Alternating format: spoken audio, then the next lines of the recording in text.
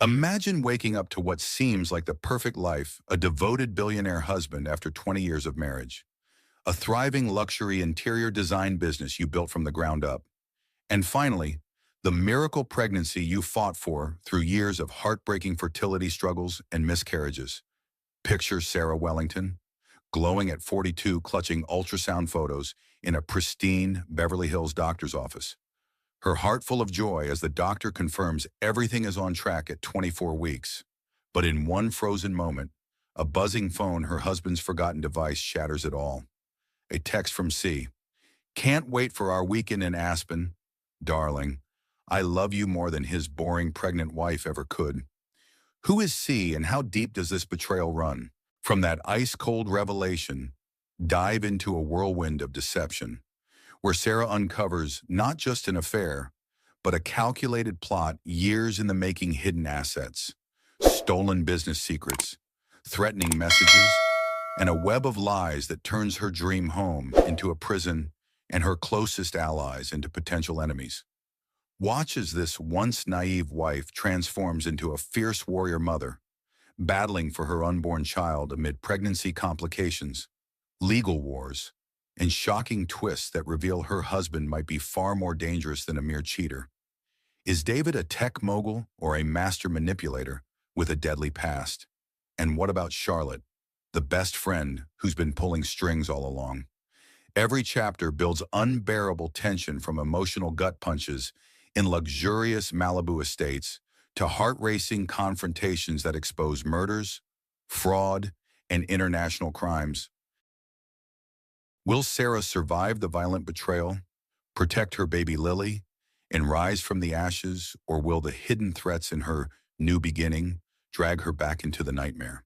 This story of heartbreak, revenge, and empowerment will keep you on the edge of your seat, questioning trust, love, and justice at every turn, perfect for fans of thrillers like Gone Girl or Big Little Lies, but with a raw, real-world edge on marital betrayal and female resilience.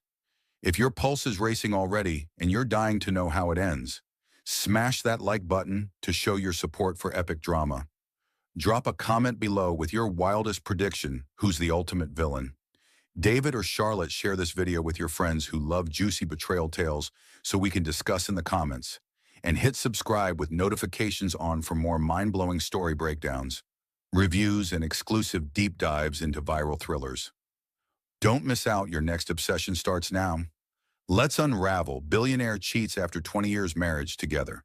Stay tuned till the end for the shocking finale twists. Sarah Wellington clutched the ultrasound photos against her chest as she sat in Dr. Martinez's pristine Beverly Hills office. At 42, after years of fertility struggles that had tested her marriage to its very core, she was finally experiencing the miracle she had prayed for every single night. The pregnancy glow that everyone talked about seemed to radiate from her skin, and for the first time in months, genuine happiness filled her heart. Everything looks perfect, Mrs. Wellington. Dr. Martinez smiled warmly, adjusting his white coat. Your baby is developing beautifully, and at 24 weeks, we're right on track for a healthy delivery. Sarah's designer maternity dress, a soft cream silk that had cost more than most people's monthly rent, couldn't hide her excitement. She had chosen it specifically for this appointment, wanting to look perfect when she received what she hoped would be good news about her miracle pregnancy. Her phone buzzed on the examination table. David's phone. He had left it behind in his rush to get to what he called an emergency board meeting. Sarah glanced at the screen and saw a text message notification. Without thinking, she picked it up to check if it was something urgent that might need her attention. The message that appeared made her blood turn to ice. Can't wait for our weekend in Aspen. Darling, the suite at the Little Nell is booked under our usual alias. I love you more than his boring pregnant wife ever could. Missing you already. XOXO. C. The ultrasound photos slipped from Sarah's trembling fingers, falling to the sterile white floor in what felt like slow motion. 20 years of marriage. 20 years of building a life together. 20 years of believing she knew the man she had fallen in love with in college. Mrs. Wellington, is everything all right? Dr. Martinez's voice seemed to come from very far away. Sarah stared at the phone screen, reading the message again and again, hoping somehow the words would change, but they remained the same. Each letter a dagger to her heart.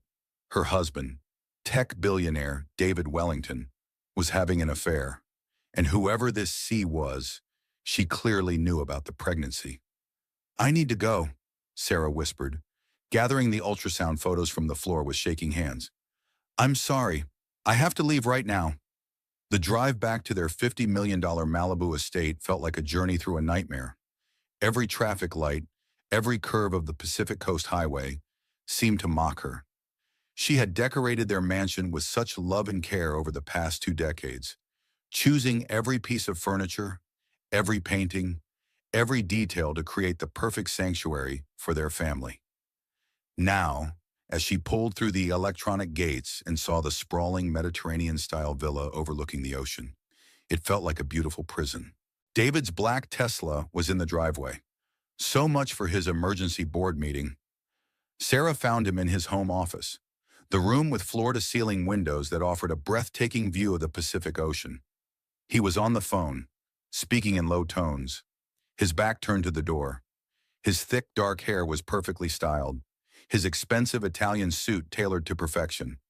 He looked every inch the successful billionaire that he was. "I have to go," he said into the phone, his voice tender in a way that Sarah realized she hadn't heard directed at her in years. "Yes, I love you too." "David," Sarah's voice cut through the silence like a blade. He spun around, his face cycling through surprise, guilt, and then settling into a cold mass that she had never seen before. This wasn't the man who had proposed to her on the beach just outside these very windows. This wasn't the man who had held her while she cried through 3 miscarriages.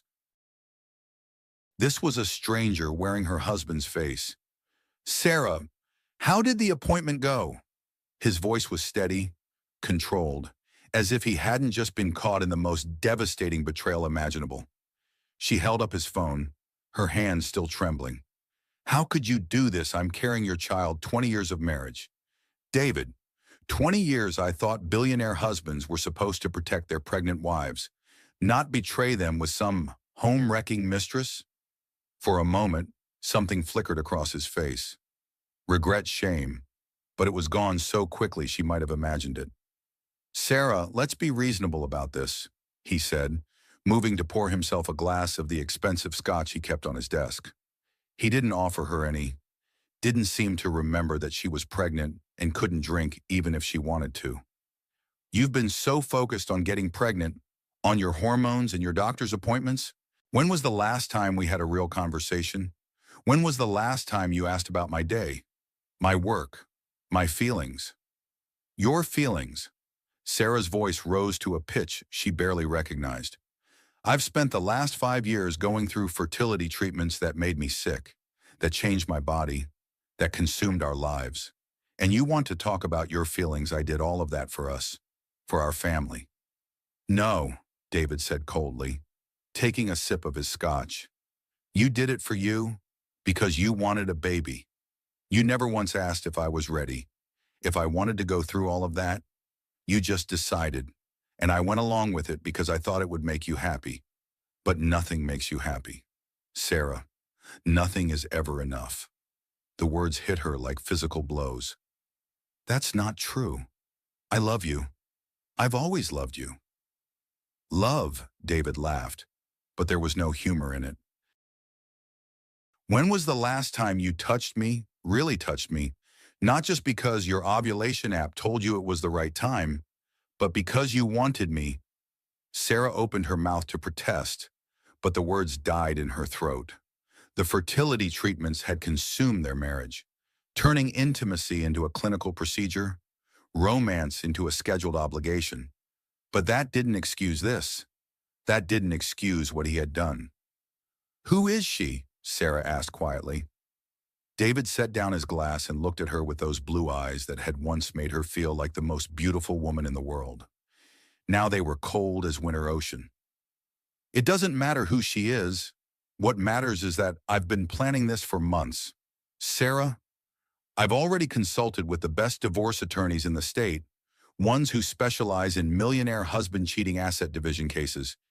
You need to understand that this marriage has been over for a long time. I'm just finally being honest about it. The casual way he said it, as if he were discussing a business merger rather than the destruction of their life together, made Sarah feel sick.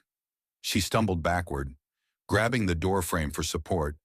"The baby," she whispered. "What about our baby?" "That's something we'll need to discuss with the lawyers," David said, turning back to his computer as if she were already dismissed. "I suggest you get a good attorney.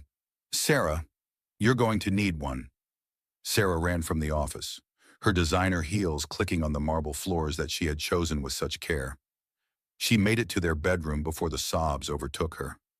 Their bedroom, with its California king bed draped in Italian linens, where they had made love for the first time as husband and wife, where they had dreamed together about the family they would build. She collapsed on the bed, clutching her growing belly, and cried until she had no tears left.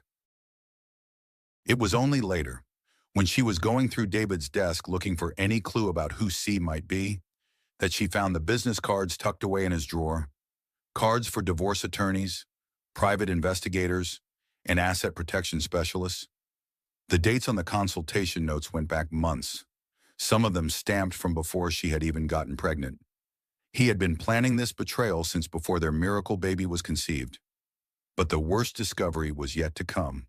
As Sarah sat in his leather chair, surrounded by the wreckage of her illusions, she noticed a photograph tucked behind his computer monitor.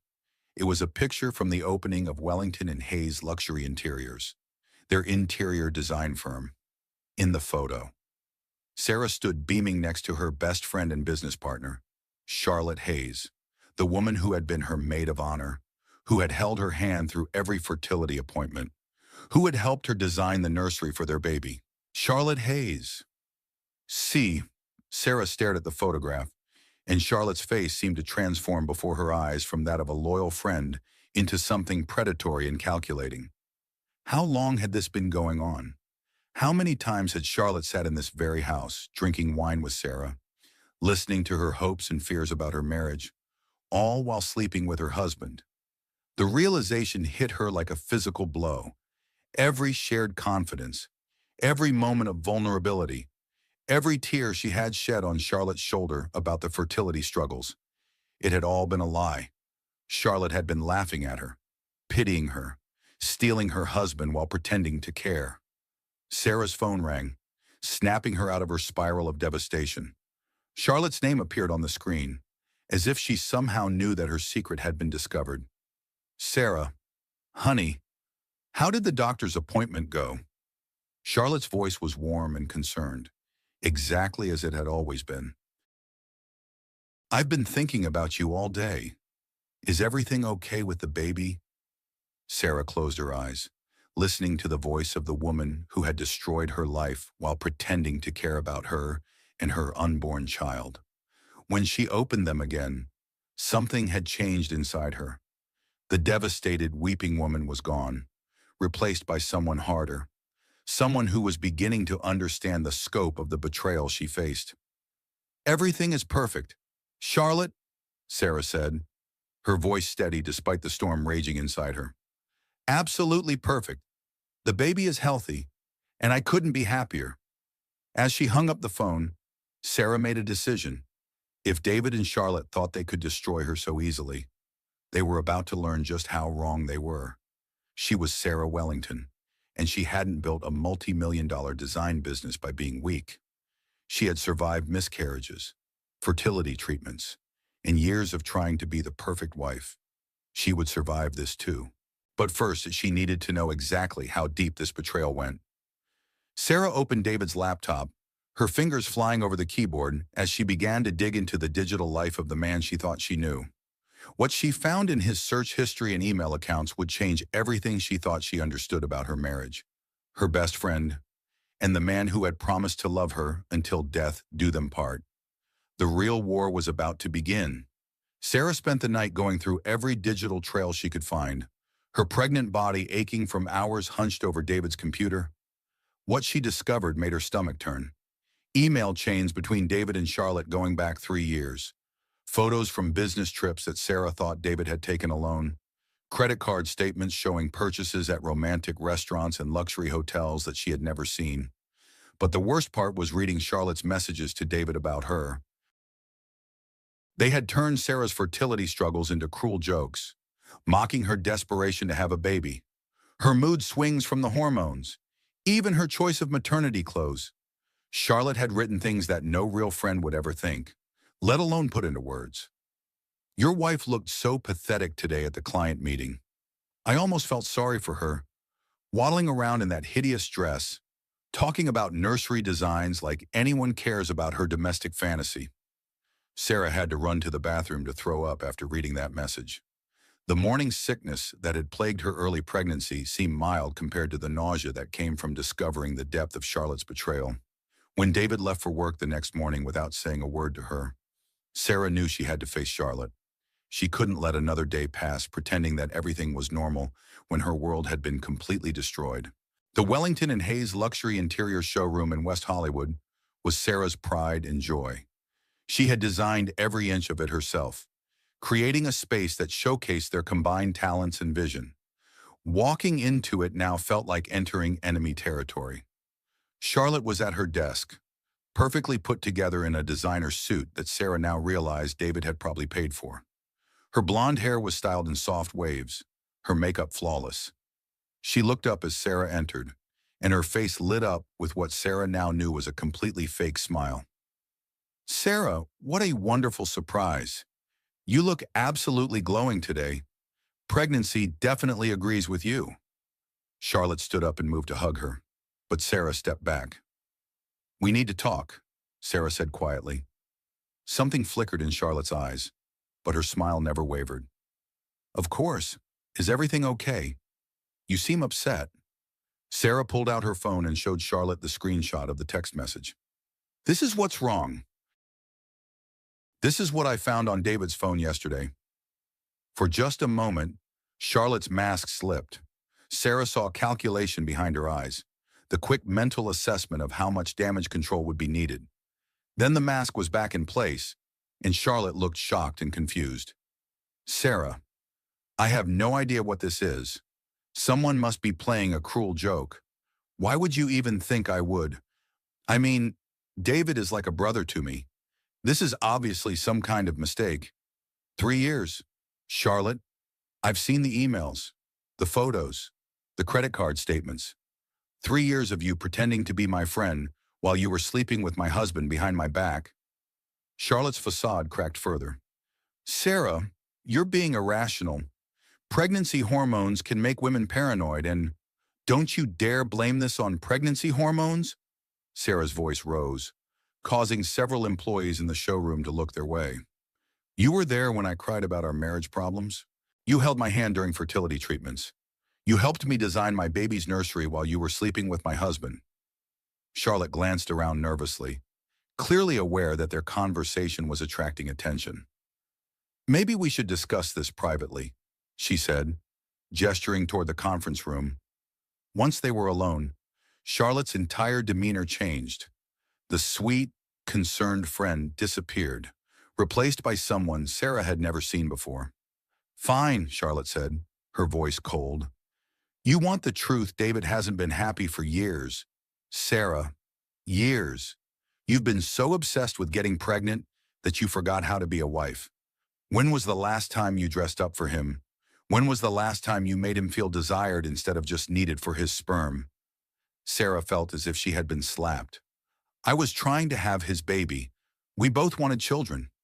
No, you wanted children. David wanted his wife back. The woman he married was fun and spontaneous and made him laugh. You became this desperate, baby-obsessed woman who scheduled sex and cried when you got your period. Do you know how exhausting it is to be around someone that needy each word was designed to hurt, and they hit their mark perfectly? Sarah had to grip the conference table to keep from collapsing. So you decided to comfort him? Sarah asked, her voice barely above a whisper. I gave him what you couldn't. Charlotte said with a shrug. Attention, appreciation, passion, things that apparently disappear when a woman becomes obsessed with her biological clock. You were my best friend. I was a friend who watched you slowly destroy your marriage and decided to be there for your husband when you weren't. Charlotte pulled out her own phone and showed Sarah a text from David. It's over between us. He chose me. Sarah, last night was the last time he'll ever hurt me by pretending he might work things out with you. Sarah stared at the message, the words blurring as tears filled her eyes. You're lying. He wouldn't just abandon his child. Charlotte's smile was cruel. Are you sure about that? David never really wanted children. Sarah, that was all your dream, your obsession. Now he's free to start over with someone who actually makes him happy. But then something unexpected happened.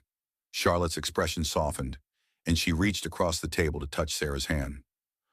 Look, I know this is hard to hear, but maybe this is for the best. You're having a baby, which is what you always wanted. David and I, we love each other. Sarah, this isn't just some sordid affair. We're planning a future together, but I never wanted to hurt you like this.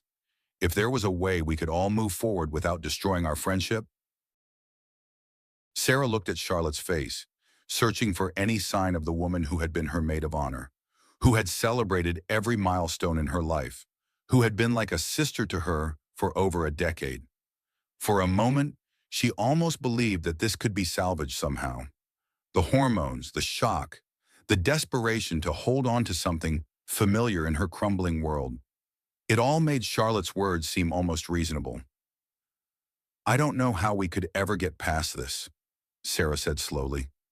We're both strong women, Charlotte said, squeezing her hand. We built this business together. We've been through so much. Maybe we can find a way to work through this that doesn't destroy everything we've built. Sarah wanted to believe her. God, how she wanted to believe that somewhere in this nightmare, she could salvage her friendship, her business, something that felt like home. I need time to think, Sarah said finally. Of course, Charlotte said, her voice gentle again. Take all the time you need. I'll be here when you're ready to talk. Sarah left the showroom feeling more confused than ever. Was it possible that Charlotte was right? Had she become so focused on having a baby that she had neglected her marriage? Was there a way to move forward that didn't involve losing everything she had built? She drove home in a daze, actually considering the possibility that maybe, somehow, this could work out. Maybe they could co-parent with David and Charlotte. Maybe their business could survive. Maybe she didn't have to lose everything. It wasn't until she was pulling into her driveway that she remembered the security cameras. David had installed a comprehensive security system throughout their properties 2 years ago, including the houses they used for client consultations and staging. Sarah had complete access to all the feeds through an app on her phone. With trembling fingers, she opened the app and began scrolling through archived footage from their various properties. What she found made her realize that Charlotte's performance in the conference room had been just that, a performance. The Hamptons estate that Sarah had spent months renovating as a surprise for David's 40th birthday. The footage showed David and Charlotte there together at least a dozen times over the past 2 years, using it as their private retreat. The cottage in Sonoma that Sarah had designed for romantic getaways with David. They had been there too, making love in the bed where Sarah had dreamed of reconnecting with her husband. But the worst footage was from just last week, while Sarah was at a doctor's appointment. David and Charlotte in Sarah's own kitchen, making breakfast together like a married couple. Charlotte was wearing one of Sarah's designer robes, laughing as David fed her strawberries. She actually thinks we might all be friends after this, Charlotte said in the video, her voice carrying clearly through the kitchen's audio system. Poor, desperate Sarah. She's so pathetic she'd probably agree to babysit for us if we asked nicely. David laughed, pulling Charlotte close. Give her time. She'll sign whatever we want once the shock wears off. Sarah's always been too soft for her own good. Just promise me we won't have to pretend much longer, Charlotte said, nuzzling David's neck. I'm tired of acting like I care about her pregnancy drama. The woman is exhausting. Sarah threw her phone across the car, watching it shatter against the passenger window. The screen went black, but she could still hear their laughter echoing in her ears. Everything Charlotte had said in the conference room had been a lie designed to manipulate her. They weren't sorry. They weren't conflicted. They were playing games with her, enjoying her pain, planning to continue using her even after destroying her marriage. Sarah sat in her car in her own driveway, rain beginning to patter against the windshield, and felt something break inside her chest. Not her heart, that had been shattered yesterday. This was something deeper, the last of her innocence, her trust, her belief that people were fundamentally good. She looked up at the house where she had been so happy just 24 hours ago, where she had dreamed of bringing her baby home to loving parents and a stable family. The windows glowed warmly in the approaching dusk, but they no longer looked welcoming. They looked like the eyes of a predator, watching and waiting. Charlotte and David thought they could manipulate her, use her, discard her when she was no longer useful. They thought she was weak, desperate, pathetic. They were about to learn how wrong they were. Sarah walked into her house with purpose for the first time since discovering the affair. She had work to do, calls to make, plans to formulate. If Charlotte and David wanted to play games, she would show them what a real game looked like. The naive, trusting woman who had left this house that morning was gone forever. In her place was someone harder, smarter, and infinitely more dangerous. The war had officially begun. Sarah spent the weekend researching divorce attorneys who specialized in high-net-worth cases involving tech moguls and their complex financial arrangements. She needed someone who understood that millionaire husband-cheating scandals often involve sophisticated attempts to hide assets and minimize financial settlements for betrayed wives. Elena Rodriguez came highly recommended by 3 different legal directories and had a reputation for aggressive advocacy in luxury divorce cases. Her downtown Los Angeles office exuded competence and success, from the designer furniture to the wall of legal awards and high-profile case victories. "Mrs. Wellington," Elena said, rising from behind her impressive mahogany desk, "I've read the preliminary information you provided, and I want you to know that you've come to the right place. Cases involving Billionaire asset division require special expertise, and unfortunately, your situation is more common than you might think." Elena was in her early 50s, impeccably dressed in a charcoal gray suit that spoke of both professionalism and power.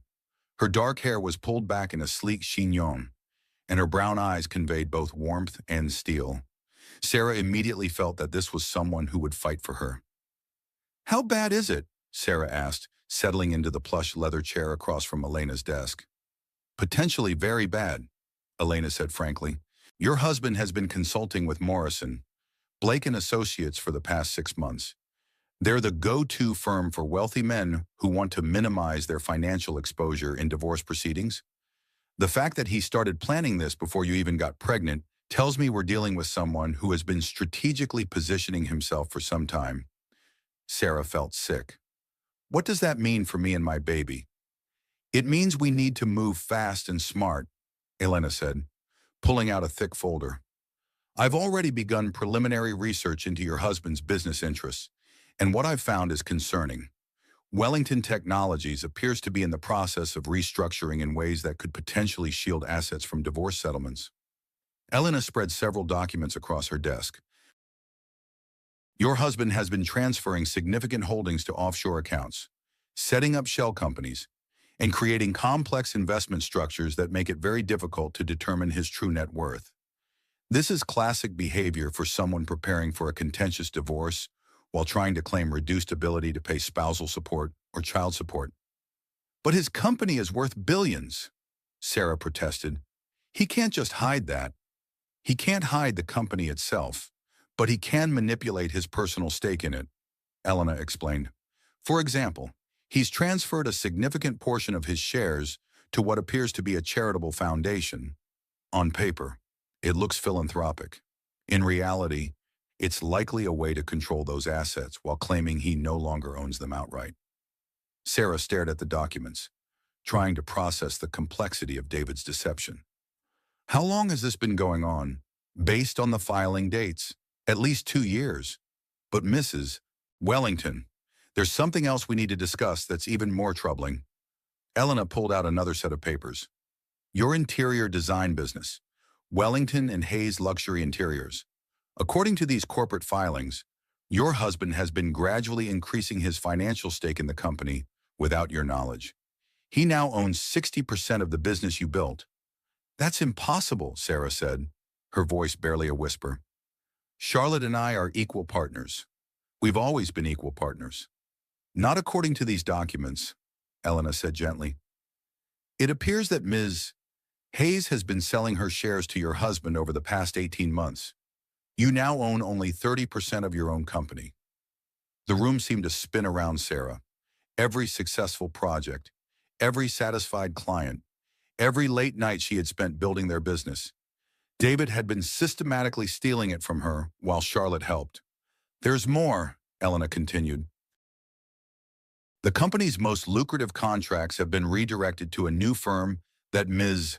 Hayes established 6 months ago. Wellington and Hayes is essentially a shell at this point. While Hayes Design International has taken over most of your high-end clientele, Sarah gripped the arms of her chair to keep from falling over. She stole our clients with your husband's help. Yes, he provided her with client contact information, project details, and even some of your proprietary design concepts. The Rothschild family renovation that you spent months planning, Hayes Design International, is now handling that project, using your original designs. The betrayal was so complete, so calculated, that Sarah couldn't speak for several minutes.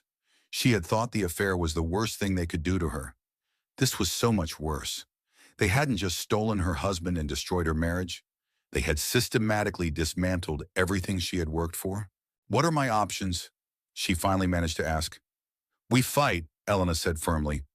We file for divorce immediately and request emergency orders to prevent further asset dissipation.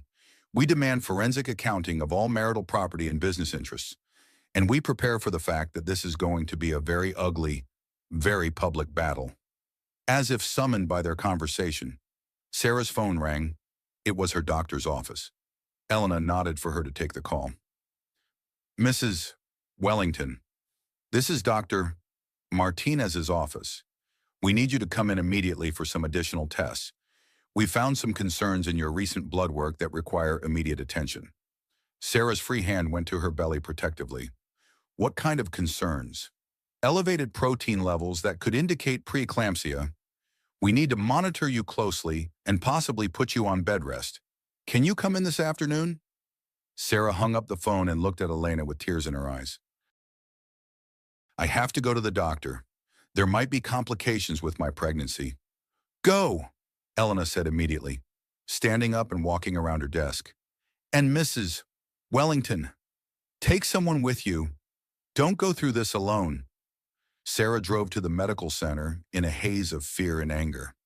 David should be with her. Her husband should be holding her hand and reassuring her that everything would be okay with their baby. Instead, he was probably with Charlotte, planning their next move in the systematic destruction of Sarah's life.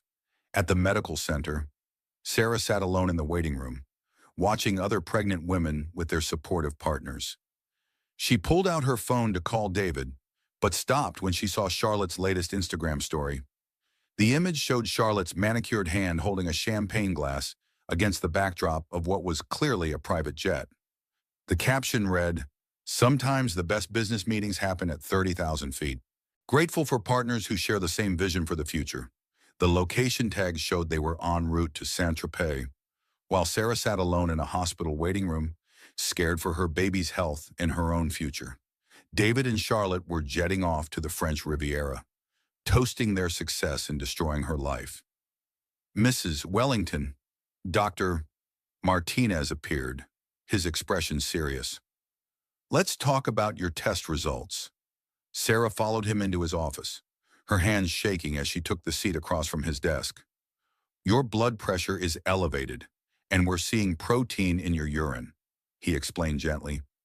These are early signs of preeclampsia, which can be very serious if left untreated. I'm afraid I'm going to have to recommend immediate bed rest and very limited activity. For how long, Sarah asked? Potentially for the remainder of your pregnancy. I know this is difficult news, especially given what you mentioned about stress in your personal life, but we need to prioritize the health of both you and your baby. Sarah nodded numbly. Bed rest meant she couldn't fight for her business. She couldn't attend depositions or court hearings. She would be trapped and helpless while David and Charlotte continued to dismantle everything she had built. Dr. Martinez, she said quietly, if the father of my baby isn't available to help care for me during this time, what are my options? The doctor's expression softened with understanding. We can discuss home health care, family support systems, or even short-term residential care if necessary. The important thing is that you have a safe, low-stress environment where you can focus on your health and your baby's health. As Sarah left the medical center with a stack of prescriptions and instructions for bed rest, she felt more alone than she ever had in her life. Her marriage was over. Her best friend had betrayed her business was being stolen from under her, and now her pregnancy was at risk. She sat in her car in the medical center parking lot and tried to call her sister Jane in Chicago. It was the first time she had reached out to anyone in her family since discovering David's affair. She had been too ashamed, too devastated to admit what was happening. Sarah. Jane's voice was warm and concerned. I was just thinking about you. How are you feeling? How's the pregnancy going? Sarah broke down completely, sobbing into the phone as she told Jane everything that had happened. The affair, the business betrayal, the financial manipulation, the pregnancy complications. It all came pouring out in a flood of pain and fear. I'm coming to Los Angeles, Jane said immediately. Don't argue with me. You're not going through this alone. I can work remotely for a few weeks, and you need family right now. Jane, you don't understand how bad this is, Sarah said through her tears. David has billions of dollars and teams of lawyers. Charlotte has stolen everything we built together. I don't even know if I can afford to fight them. Then we'll figure it out together, Jane said firmly. And Sarah, there's something I need to tell you. Something about David that I probably should have mentioned years ago. What do you mean? Jane was quiet for a long moment. I work in financial forensics. Remember a few years ago, my firm was hired to investigate some irregularities in tech company finances. David's company wasn't our target, but his name came up in some cross-referenced documents. I saw some things that made me question his business practices, but I didn't say anything because you were so happy, and I thought maybe I was misreading the situation. Sarah's blood ran cold. What kind of things? Offshore accounts, shell companies, questionable investment structures. At the time, I told myself it was probably just aggressive tax planning, but Sarah, the patterns I saw, they looked like someone who was systematically moving money around to hide it. Why didn't you tell me? Because you were happy, and I hoped I was wrong. But now, given what's happening with your divorce, Sarah, I think David has been planning this for much longer than either of us realized, and I think I can help you prove it. For the first time since finding that text message, Sarah felt a spark of hope. Maybe she wasn't as helpless as she felt. Maybe there were people who would fight for her after all. There's just one problem, Jane continued, her voice hesitant. The investigation I worked on, my supervisor just called to tell me I'm being terminated, effective immediately. Apparently, there have been complaints about my professional ethics and conflicts of interest. They're saying I used company resources for personal research. The hope died as quickly as it had flared. Even Jane was being targeted now. David's reach was longer and more powerful than Sarah had imagined. I'm still coming, Jane said determinedly. Being unemployed just means I can focus all my attention on helping you.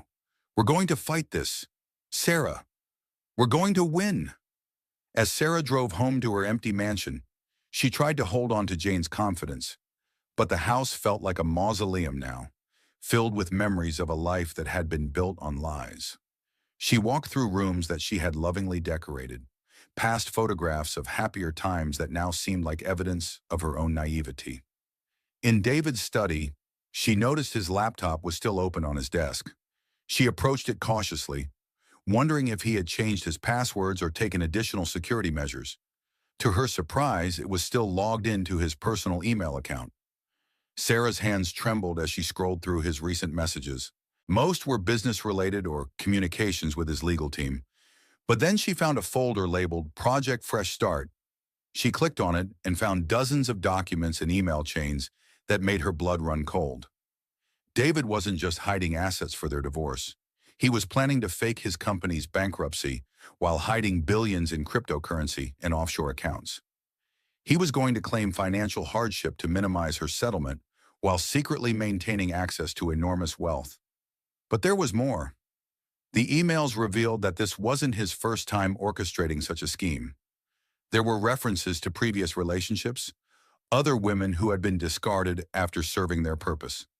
Charlotte wasn't his true love. She was just the latest in a pattern of manipulation and betrayal. Sarah printed everything she could before David returned home.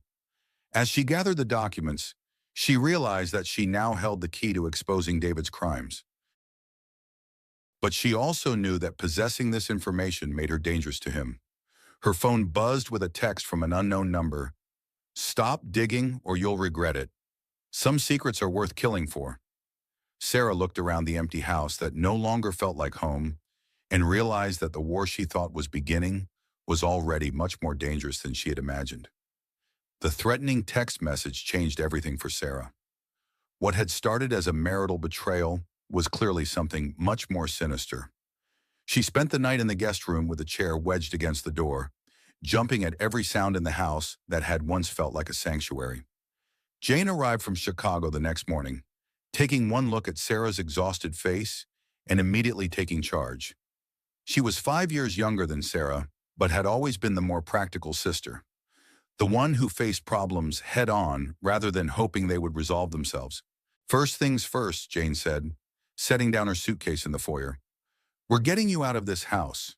It's not safe, and you need to be somewhere David can't intimidate you or monitor your communications." "But the doctor said I need bed rest," Sarah protested weakly. "Bed rest doesn't mean you have to stay in the same bed where that bastard has been lying to you for years," Jane replied firmly. "We're finding you a secure location where you can rest safely while we build our case." Elena Rodriguez had recommended a discreet residence hotel in Beverly Hills that catered to high-profile individuals going through difficult divorces. The suite was beautiful but impersonal, which Sarah found oddly comforting. There were no memories here, no reminders of the life that had been stolen from her. As Sarah settled into bed with strict instructions to limit her activity, Jane spread documents across the dining table and got to work. Her background in financial forensics was proving invaluable as she traced the complex web of David's hidden assets. "This is even worse than I thought," Jane said, looking up from her laptop. "David hasn't just been hiding money from you. He's been running what essentially amounts to a Ponzi scheme through his company. He's been using new investor money to pay returns to earlier investors while siphoning enormous amounts into personal accounts." "How is that possible?" Sarah asked from the bedroom, where she was trying to follow doctor's orders while staying engaged in the fight for her future. "Tech companies can get away with a lot because their valuations are often based on potential rather than concrete assets," Jane explained. "David has been manipulating stock prices, inflating the company's worth, and convincing investors to pour money into projects that don't actually exist." Elena arrived that afternoon with more devastating news. "David's legal team has filed for emergency custody of your unborn child," she announced. "They're claiming that your pregnancy complications are the result of mental instability and that you're unfit to care for a child." Sarah felt the room spin around her. "How can they claim custody of a baby that hasn't even been born yet?" "They're using your doctor's recommendation for bed rest as evidence of your inability to function as a parent," Elena explained. "They've also somehow obtained records of your therapy sessions from 2 years ago when you were dealing with depression after your miscarriages. They're painting a picture of a woman who is mentally fragile and potentially dangerous." Those therapy sessions were confidential, Sarah said, her voice rising despite her need to stay calm for the baby. How did they get access to private medical records? Elena's expression was grim.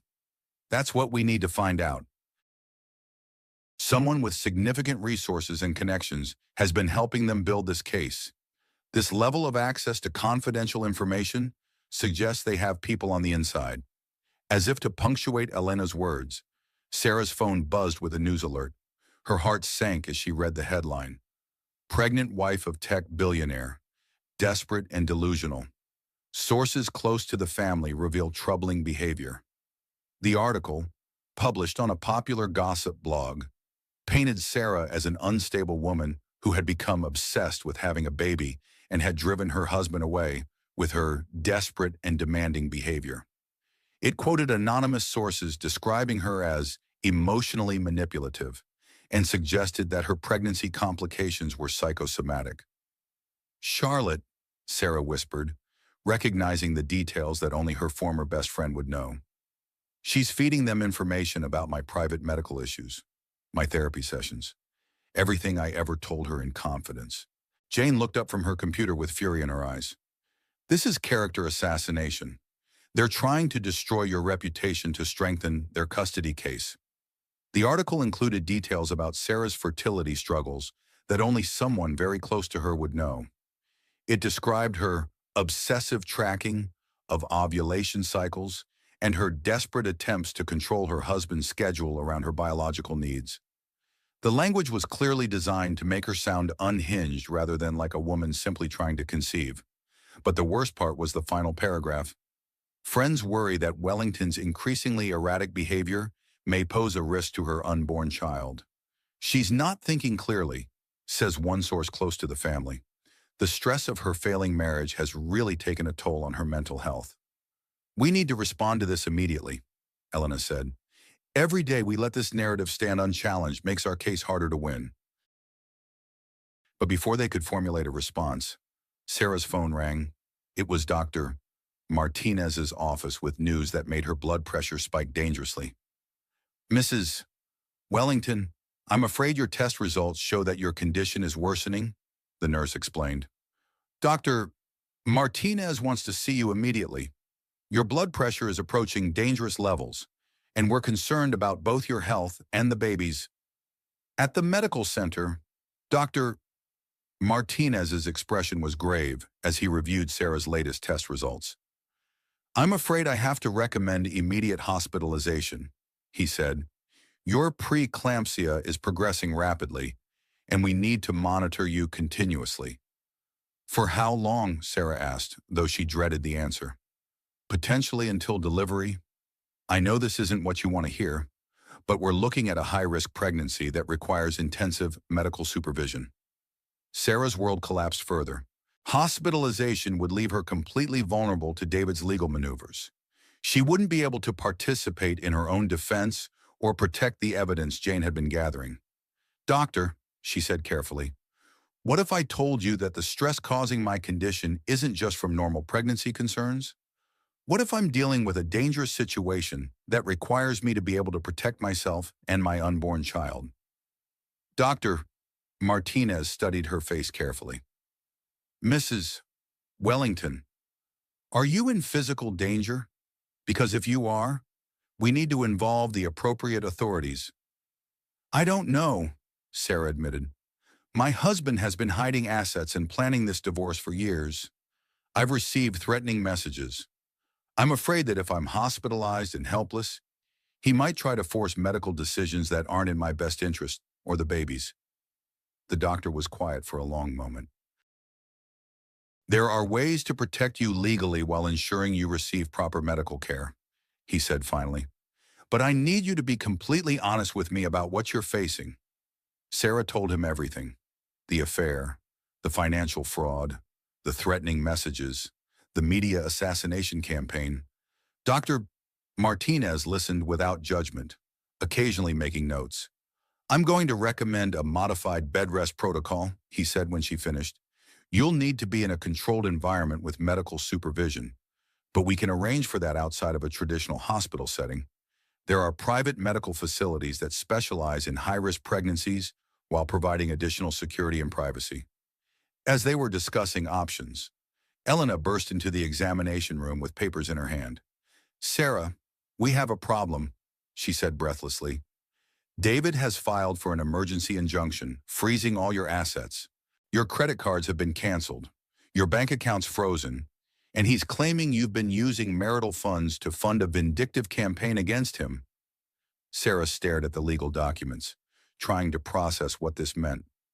"How can he freeze my access to our money?" "By claiming you're mentally unstable and a threat to marital assets," Elena explained. "It's a temporary measure, but it effectively leaves you with no financial resources while the case is pending." Dr. Martinez looked between the two women with growing concern. "Mrs. Wellington, this level of stress is extremely dangerous for both you and your baby. We need to get you stabilized immediately." But even as he spoke, Sarah's phone rang with another devastating blow. It was the insurance company. "Mrs. Wellington, I'm calling to inform you that your health insurance policy has been canceled due to non-payment of premiums," the representative explained in a bored voice. "Your husband, as the primary policyholder, has terminated coverage effective immediately." Sarah hung up the phone and looked at Elena with panic in her eyes. "He's cut off my health insurance. I can't afford medical care for a high-risk pregnancy without insurance." "This is a coordinated attack," Elena said grimly. "He's trying to force you into a position where you have no choice but to accept whatever terms he offers." Jane, who had been quiet during this exchange, suddenly looked up from her phone with an expression of horror. "Sarah," she said quietly, "I just got a call from my former employer. They're not just firing me. They're accusing me of embezzling funds and threatening to press criminal charges unless I return all the research I gathered about David's financial activities." "What does that mean?" Sarah asked, though she was afraid she already knew. "It means they're trying to discredit any evidence I found and potentially put me in prison to keep me from helping you." Jane replied, "David's reach is even longer than we thought." Sarah lay back on the examination table, feeling completely overwhelmed. In the span of a few hours, she had lost access to her money, her health insurance, and potentially the only ally who could help her prove David's financial crimes. The stress was making her blood pressure spike, which threatened both her life and her baby's. "There is one option," Elena said slowly, as if she were reluctant to suggest it. "I have a client who runs a foundation for women in situations like yours. They provide emergency financial assistance, legal support, and safe housing for wives who are being financially abused by wealthy husbands. It's not ideal, but it would give you resources to fight back." "What's the catch?" Sarah asked, because nothing in her life came without a catch anymore. "You'd have to go public with your story," Elena explained. "The foundation requires clients to share their experiences to help other women and to put pressure on abusive spouses. It would mean giving up any hope of privacy or reconciliation." Sarah thought about the gossip blog article painting her as desperate and delusional. Going public would mean opening herself up to even more media scrutiny and character assassination, but staying silent meant letting David and Charlotte destroy her completely. "Do it," she said finally. "Set up the meeting." But even as she made the decision to fight back publicly, Sarah's phone buzzed with a message that made her blood run cold. It was a photo of her sister Jane's apartment building with a message: "Your sister lives alone on the 4th floor, Unit 4B. It would be a shame if something happened to her." Sarah showed the message to Elena and Jane, watching both women go pale. "We need police protection," Elena said immediately. "The police will want to know who's threatening us and why," Jane pointed out. "Are we ready to hand over all our evidence and risk David destroying it before we can use it in court?" Sarah looked around the medical examination room where she sat in a hospital gown, surrounded by legal documents and evidence of her husband's crimes, carrying a baby whose father was systematically trying to destroy her life. The woman who had trusted everyone and believed in happy endings was gone. In her place was someone who understood that sometimes survival required making dangerous choices. "We're going to war," she said quietly. "Real war. And if David wants to play dirty, we'll show him what dirty really looks like. As she spoke, her water broke, sending amniotic fluid across the examination table and triggering immediate panic from Dr. Martinez. "We need to get you to labor and delivery now," he said, hitting the emergency button. "The baby is coming, ready or not." As Sarah was rushed to the delivery room with Elena and Jane running alongside her gurney, she realized that her child was about to be born into the middle of a war zone. The fight for her baby's future was literally beginning with her baby's birth. Baby Lily Wellington came into the world at 2:47 a.m. on a Tuesday morning, 6 weeks early, but healthy and beautiful. As Sarah held her daughter for the first time, looking into those perfect tiny features, she felt a surge of protective love unlike anything she had ever experienced. This innocent child was depending on her to fight for their future together. David never came to the hospital. Sarah spent the first day after delivery in a haze of exhaustion, hormones, and medication. But by the second day, her determination had crystallized into something unbreakable. Jane had barely left her side, coordinating with Elena and handling the logistics of their legal battle while Sarah recovered from the premature delivery. "The foundation wants to meet with you as soon as you're discharged," Elena reported during her morning visit. "Margaret Stone, who runs the organization, is a remarkable woman. Her senator husband left her for his campaign manager 5 years ago, and she's been helping women in similar situations ever since." "What's the organization called?" Sarah asked, adjusting Lily in her arms. "Women Rising," Elena said. "They specialize in cases involving powerful men who use their wealth and connections to destroy their wives during divorces. Margaret has seen it all: tech moguls, politicians, entertainment executives, foreign diplomats. She says David's tactics are textbook financial abuse." That afternoon, Margaret Stone herself came to the hospital to meet Sarah. She was a striking woman in her mid-50s, with silver hair pulled back in an elegant chignon and the kind of quiet confidence that came from surviving the worst and emerging stronger. Her expensive but understated clothing spoke of someone who understood the world Sarah was navigating. "Mrs. Wellington," Margaret said, settling into the chair beside Sarah's bed, "I've reviewed your case with Elena, and I want you to know that you're not alone. What your husband is doing to you is a pattern I've seen dozens of times. Powerful men believe they can rewrite reality to suit their needs, but they're often not as clever as they think they are." "How do we fight someone with unlimited resources?" Sarah asked, unconsciously pulling Lily closer. "By being smarter than they are," Margaret replied.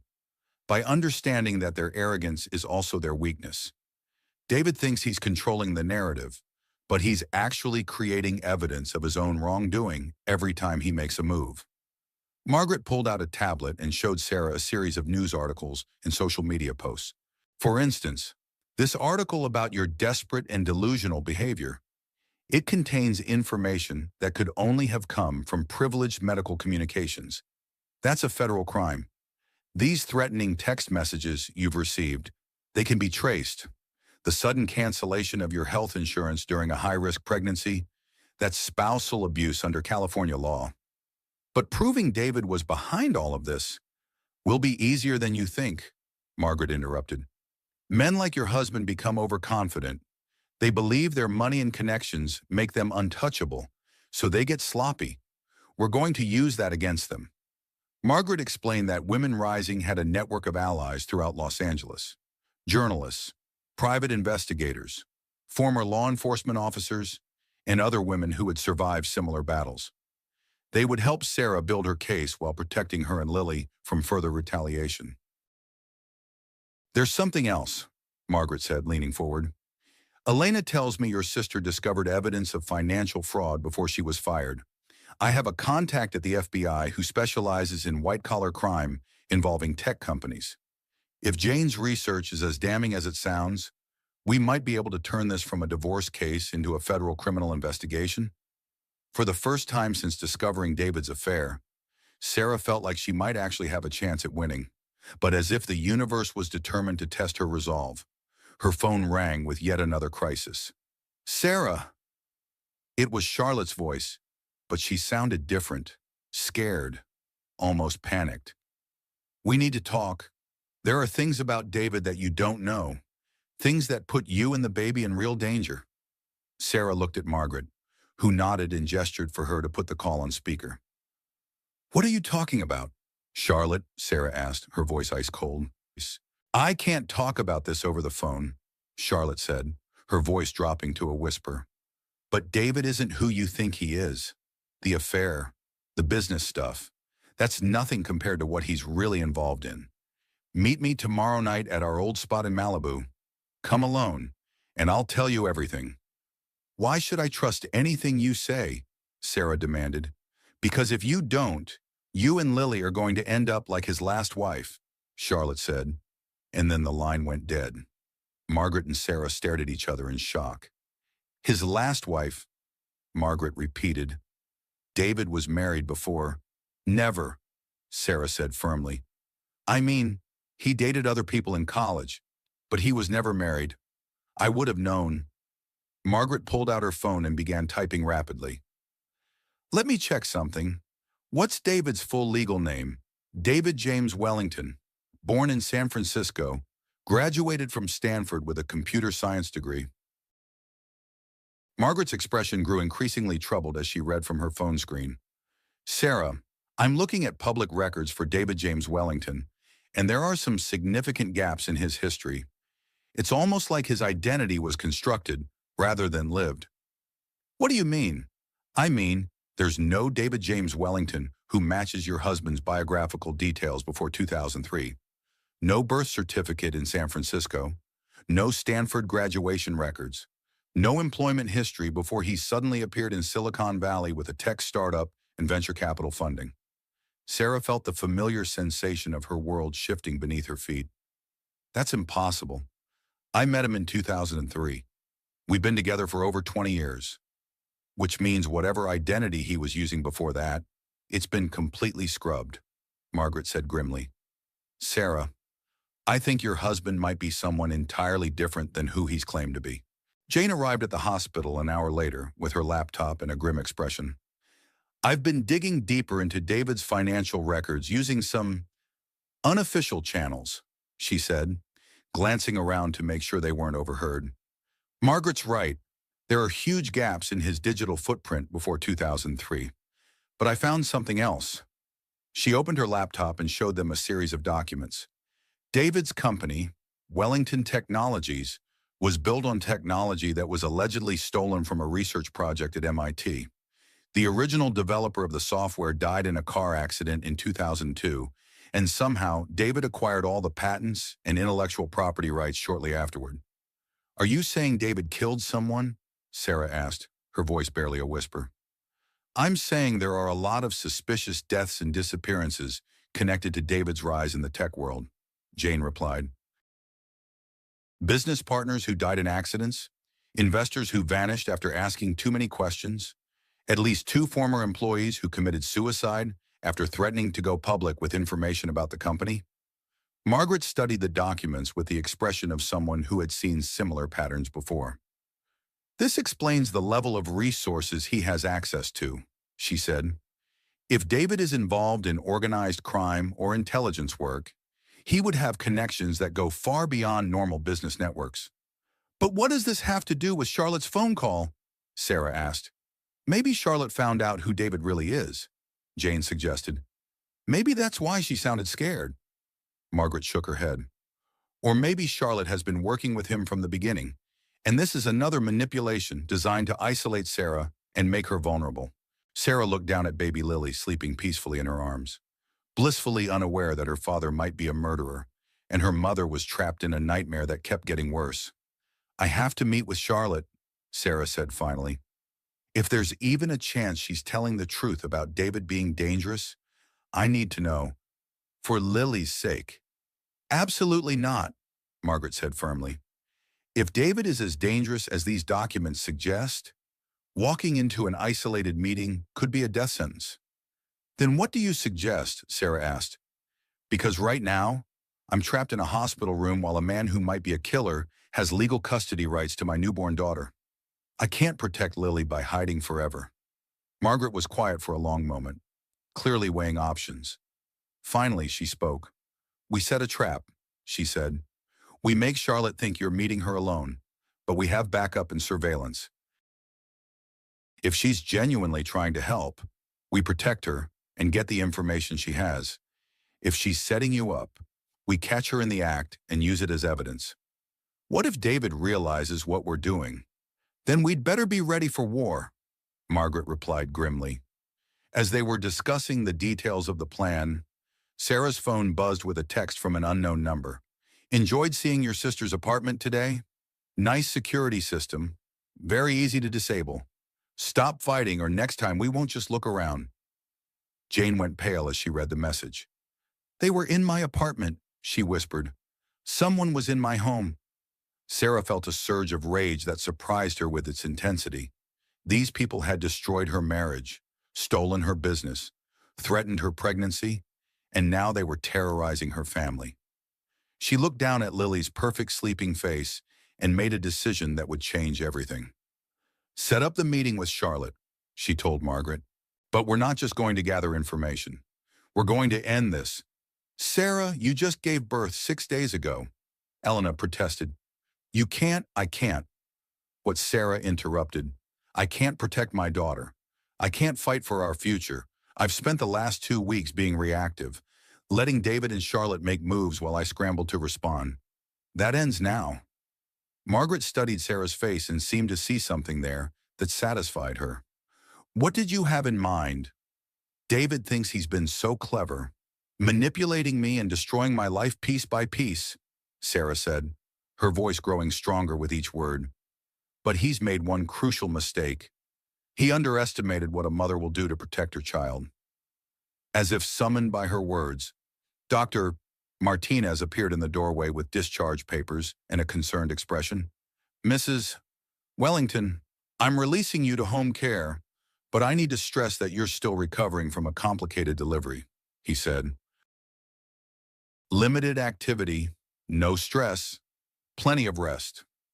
Sarah signed the papers with a steady hand, knowing that she was about to do the exact opposite of everything the doctor was recommending, but sometimes protecting your family meant risking everything.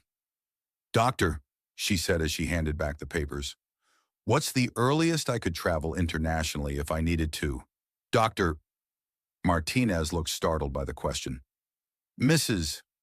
Wellington, you shouldn't even be thinking about travel for at least 6 weeks, and that's assuming no complications. Why would you need to leave the country? Sarah looked at Margaret, Jane, and Elena, seeing her own determination reflected in their faces. Because I think we're going to need an exit strategy, she said quietly. As they prepared to leave the hospital with baby Lily, Sarah's phone rang one more time. This time it was David himself. Congratulations on the birth of our daughter, he said, his voice carrying that false warmth she now recognized as manipulation. I hope you're ready to discuss custody arrangements. I'm prepared to be very generous if you're reasonable. What does generous mean to you? David, Sarah asked, putting the call on speaker so the others could hear. Full custody to me, supervised visitation for you, and a settlement that will keep you comfortable as long as you don't cause any trouble. Charlotte is very excited about being Lily's mother. Sarah felt white-hot rage course through her veins. Charlotte will never be my daughter's mother. Actually, she will be, David said with casual cruelty. We're getting married next month, and we're planning to raise Lily together. You can be part of her life if you cooperate, or you can be written out of it entirely. Your choice. Over my dead body, Sarah said. That can be arranged too, David replied, and hung up. Margaret, Jane, and Elena stared at Sarah as the implications of David's threat sank in. Did he just threaten to kill you? Jane asked. He did, Sarah replied, buckling Lily into her car seat with hands that weren't quite steady. Which means we're past the point of playing by normal rules. As they drove away from the hospital toward their next battleground, Sarah looked at her daughter's perfect face in the rearview mirror and made a promise that she intended to keep. Mommy's going to keep you safe, baby girl. she whispered, no matter what it takes. The war was about to begin in earnest. The private residence hotel suite felt more like home than Sarah's mansion ever would again. Jane had transformed the living area into a command center, with laptops, legal documents, and surveillance equipment covering every surface. Margaret's organization had provided security personnel who maintained a discreet but constant presence, and Elena worked around the clock preparing for the legal battles ahead. Sarah found an unexpected peace in the routine of caring for Lily while building their case against David. Feeding schedules and diaper changes provided a sense of normalcy amid the chaos, and every milestone, first smile, first successful nursing session, first full night's sleep, felt like a victory against the forces trying to tear their family apart. 3 weeks after Lily's birth, Charlotte called again. "Sarah, please," she said, her voice desperate. "I know you don't trust me, but I'm telling you the truth. David isn't who you think he is, and you and Lily are in real danger. I found things in his computer, documents that prove he's been lying about everything." Sarah looked at Margaret, who had been monitoring the call. Margaret nodded, indicating that their trace was working and they could pinpoint Charlotte's location. "What kind of documents?" Sarah asked. "Marriage certificates," Charlotte whispered. "At least 3 of them, under different names. And death certificates, too. Sarah, I think he's killed his previous wives." Sarah's blood ran cold. "Where are you calling from?" "I'm hiding at my brother's cabin in Big Sur. David thinks I'm on a spa retreat, but I've been going through his files. Sarah, he's been planning to get rid of me, too. I was never supposed to be his next wife. I was supposed to be his accomplice, and then his next victim." "Charlotte, if this is another manipulation—" "It's not," Charlotte interrupted, and for the first time, Sarah heard genuine terror in her voice. "He's been drugging me. Sarah, little amounts of something that made me compliant, made me do things I would never normally do. The affair, stealing your business contacts, helping him hide assets. I thought I was making those choices, but now I realize I wasn't thinking clearly." Margaret gestured for Sarah to keep Charlotte talking while she coordinated with their surveillance team. "How do I know you're telling the truth?" Sarah asked. "Because I'm sending you copies of everything I found," Charlotte said. "And because I'm scared. Sarah, really scared. He told me yesterday that our partnership was coming to an end, and the way he looked at me, I think he's planning to kill me before your divorce trial." Sarah's phone chimed with incoming files, dozens of documents that made her stomach turn. Marriage certificates for women named Jennifer Blackwood, Michelle Torres, and Susan Chen. Death certificates for the same women, all listing accidents as the cause of death. Photos of David with each woman, looking exactly as happy and devoted as he had in his photos with Sarah. But the most chilling document was a list in David's handwriting titled Cleanup Protocol, which detailed how to eliminate loose ends and problematic witnesses. Charlotte's name was at the top of the list, followed by Sarah's and Jane's. "Jesus Christ," Jane breathed, reading over Sarah's shoulder. "He's a serial killer?" "He's been practicing this for years," Margaret said grimly. "The identity changes, the financial manipulation, the systematic destruction of his wife's support systems. It's a refined method." "Charlotte," Sarah said into the phone, "where exactly are you? We're coming to get you." "You can't," Charlotte said, her voice breaking. "He's watching all of you." "But Sarah, there's something else, something about your pregnancy that you need to know." "What do you mean?" "The complications you had, the preeclampsia that started so suddenly. I think he was poisoning you too. I found research in his computer about drugs that can trigger pregnancy complications without being detected in standard blood tests." Sarah felt the room spin around her. "He tried to kill our baby. He wanted you incapacitated," Charlotte said. "Unable to fight the divorce or protect yourself. But when you went into labor early, it messed up his timeline. He needed more time to position himself legally before the baby was born." Margaret grabbed the phone from Sarah. "Charlotte, this is Margaret Stone. I'm going to connect you with FBI agent Sarah Martinez, who specializes in cases like this. You need federal protection immediately.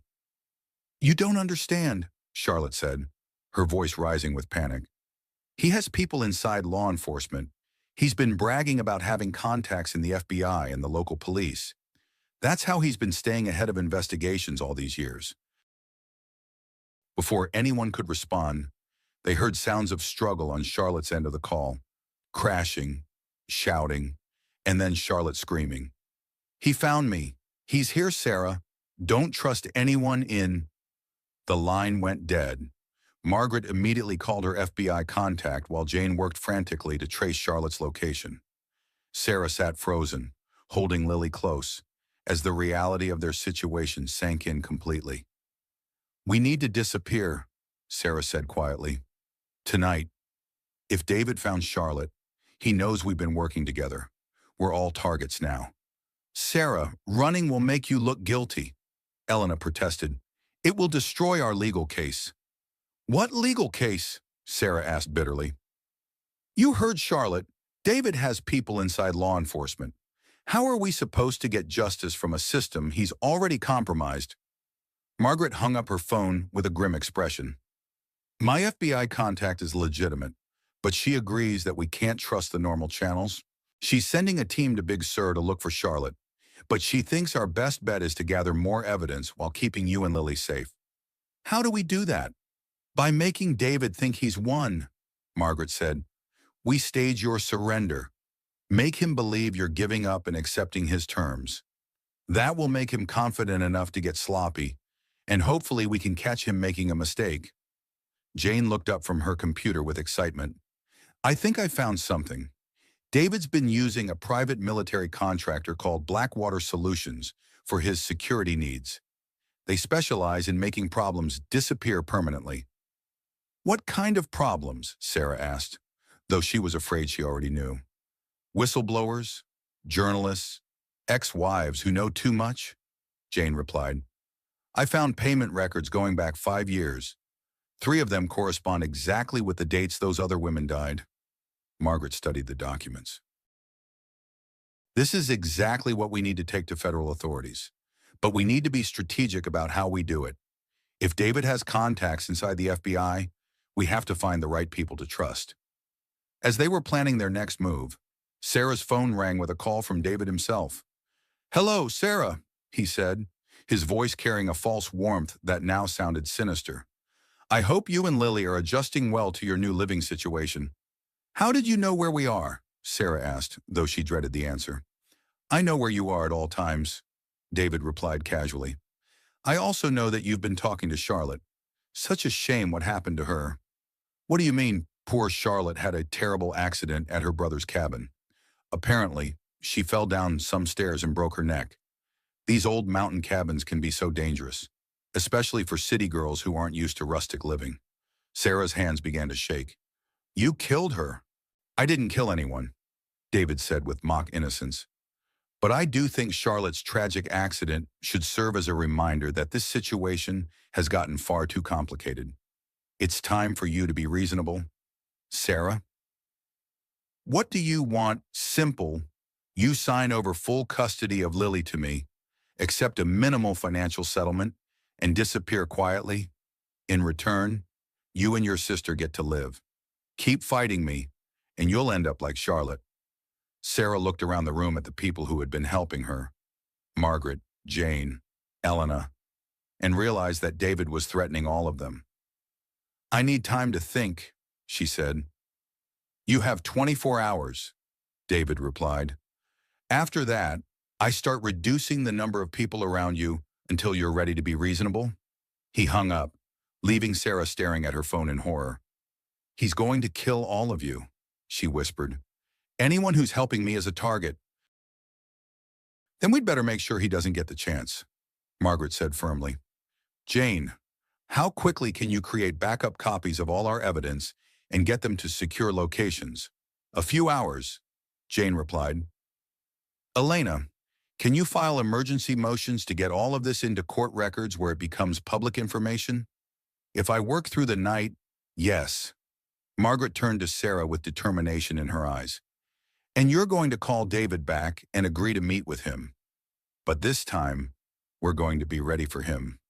Margaret, I can't risk. You can't risk not taking action, Margaret interrupted. David is systematically eliminating everyone who can help you. Eventually, it will just be you and Lily alone against him. We need to end this now, while we still have allies and evidence. Sarah looked down at Lily sleeping peacefully in her arms, completely trusting that her mother would keep her safe. The weight of that trust was overwhelming, but it also gave Sarah a strength she didn't know she possessed. What did you have in mind? Margaret smiled, and for the first time, it looked predatory. We're going to give David exactly what he thinks he wants, and then we're going to destroy him. As the team worked through the night preparing for what they all knew could be their final confrontation with David, Sarah found herself thinking about the woman she had been just a month ago.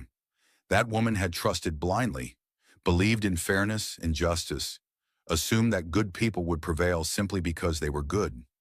That woman was gone forever. In her place was someone harder, smarter, and infinitely more dangerous. Someone who understood that sometimes protecting the innocent required becoming something darker than your enemies. Sarah kissed Lily's forehead and made a promise that echoed in the quiet suite like a battle cry. Mommy's going to end this, baby girl.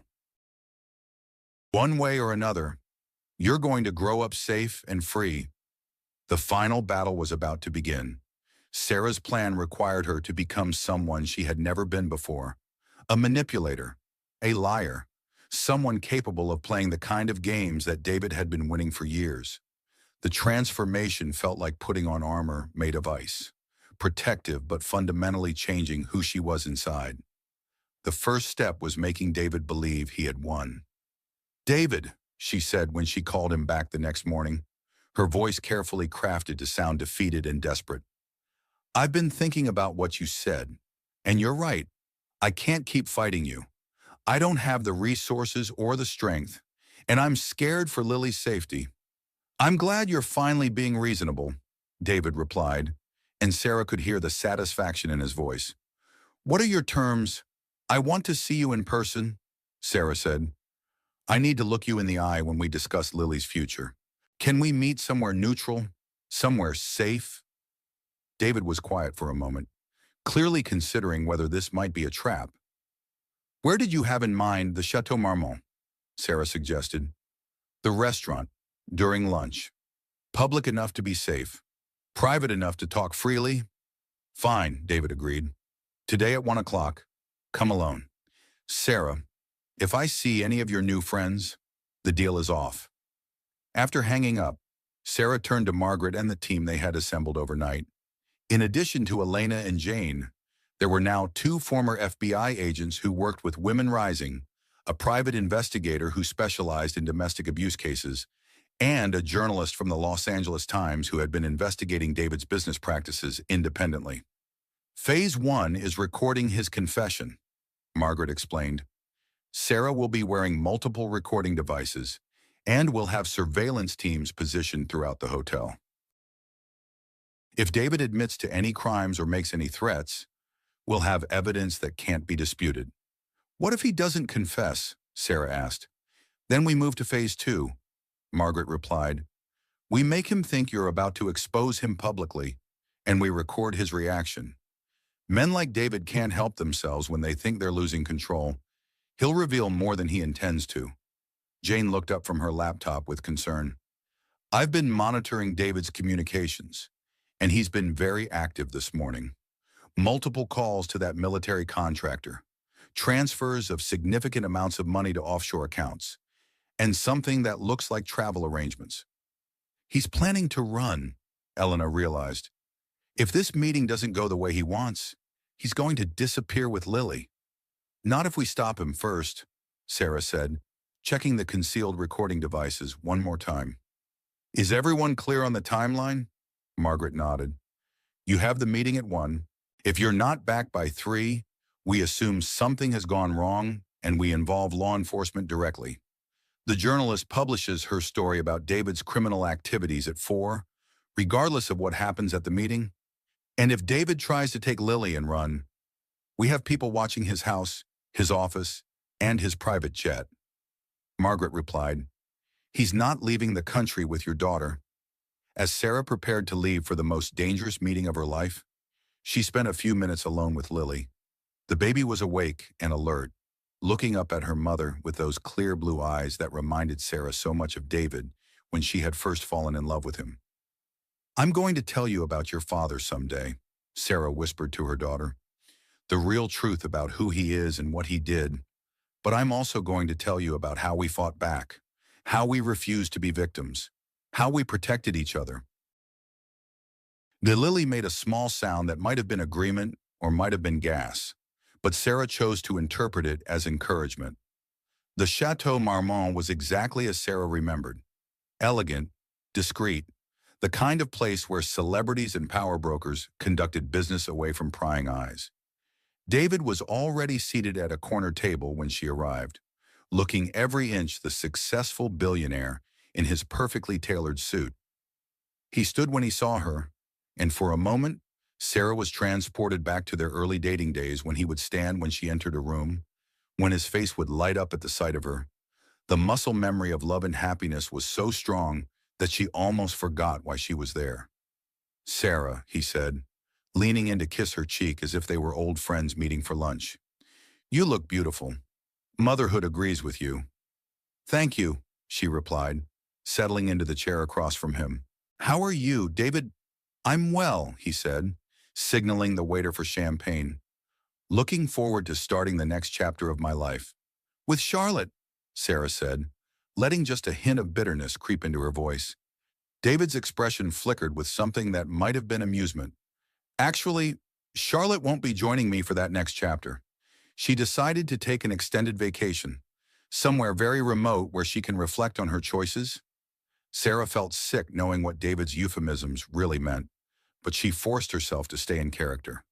"I see. So it's just you and Lily moving forward." "For now," David agreed. "I think Lily needs stability. Don't you, a single parent who can provide for her without all the drama and emotional instability that seem to follow you around?" "I want what's best for Lily," Sarah said carefully. "That's why I'm here." David smiled, and Sarah realized that this was how he had looked at his previous wives right before he destroyed them. Confident, predatory, certain of his victory. "I'm glad you're finally seeing reason," he said. "I have papers for you to sign that will formalize our arrangement.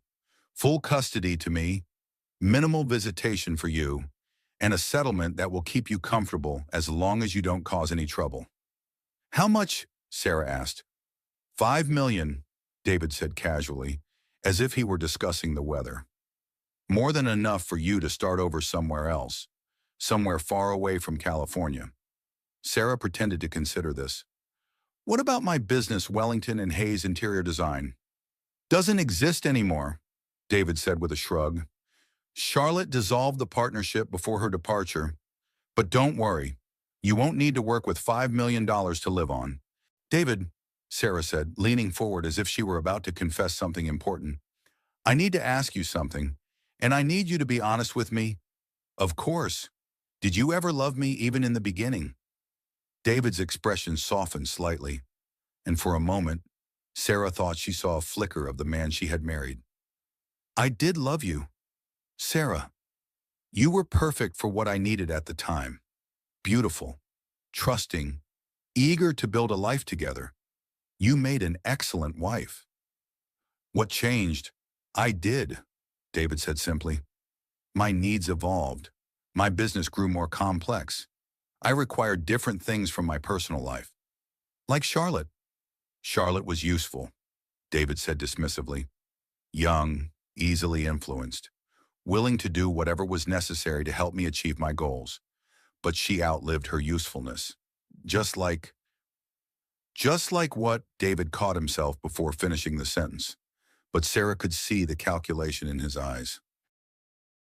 He was deciding how much truth he could reveal without creating problems for himself.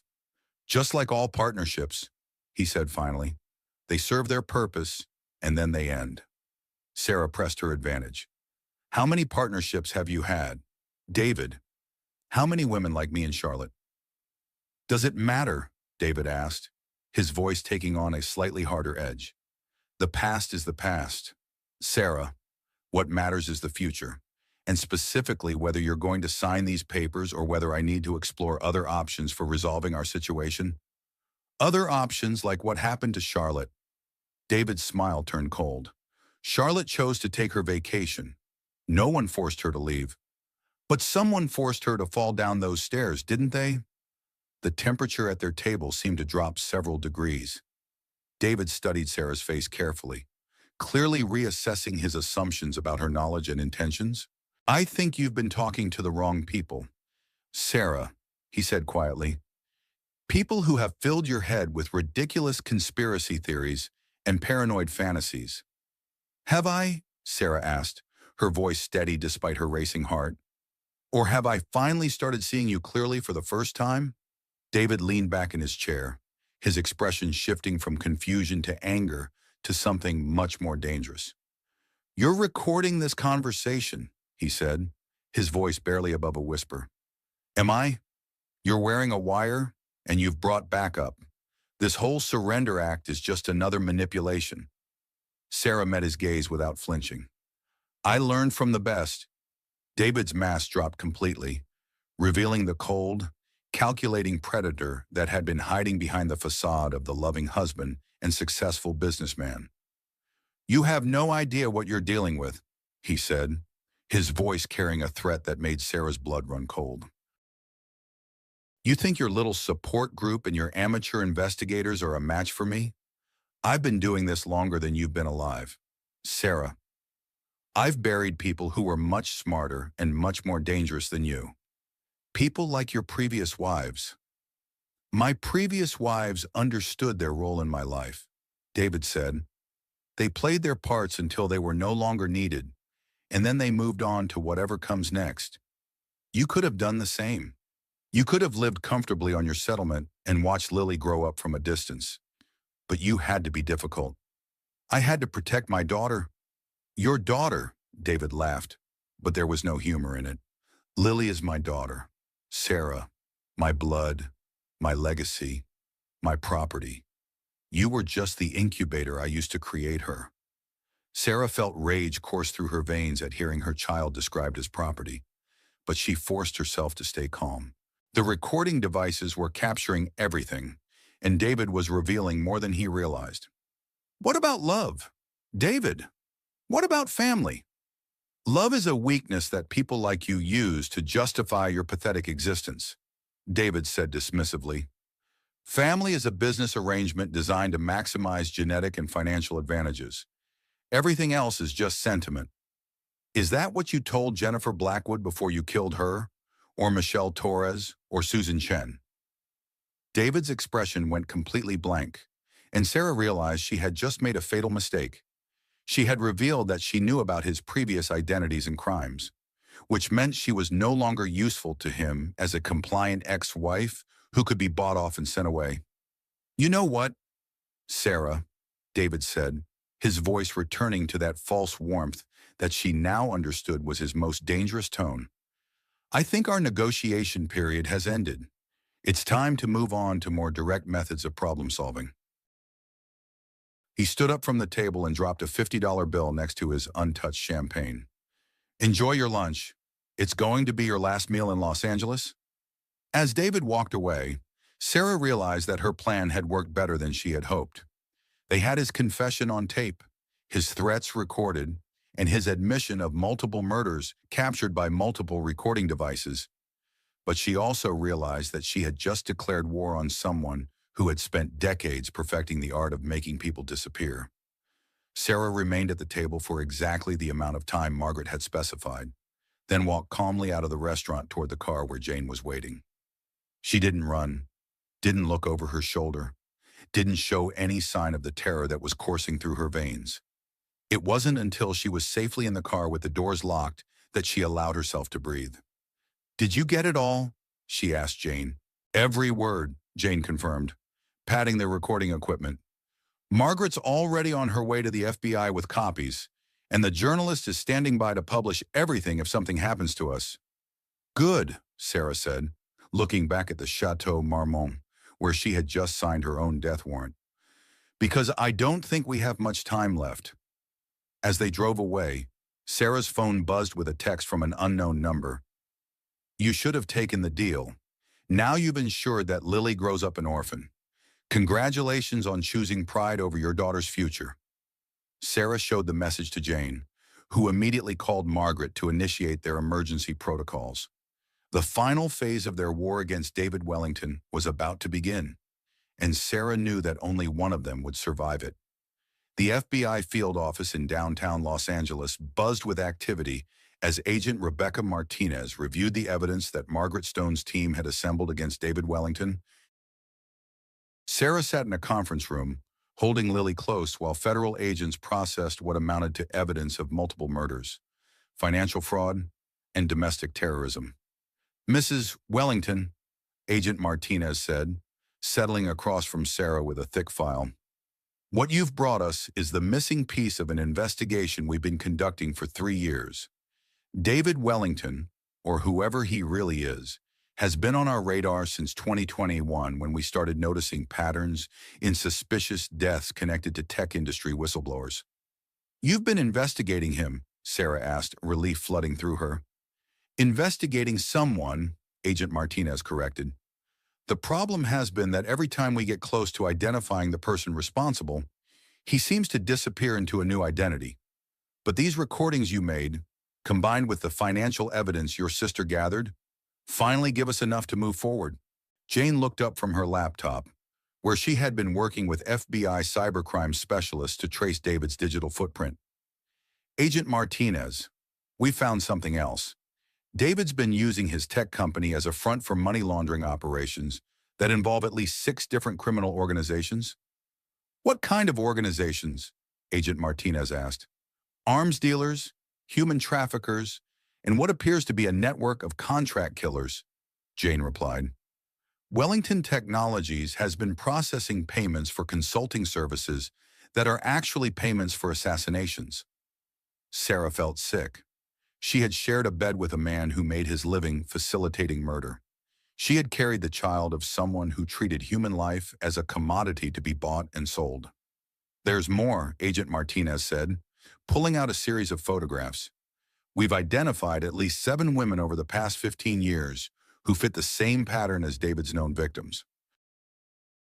All married wealthy, successful men who died under suspicious circumstances shortly after taking out large life insurance policies. Sarah stared at the photos. Beautiful women who looked remarkably similar to her, to Charlotte, to the other women David had murdered. They all had the same general coloring, the same facial structure, the same trusting expressions. He has a type, she whispered. More than that, Agent Martinez replied. We think he's been running a sophisticated long-term con.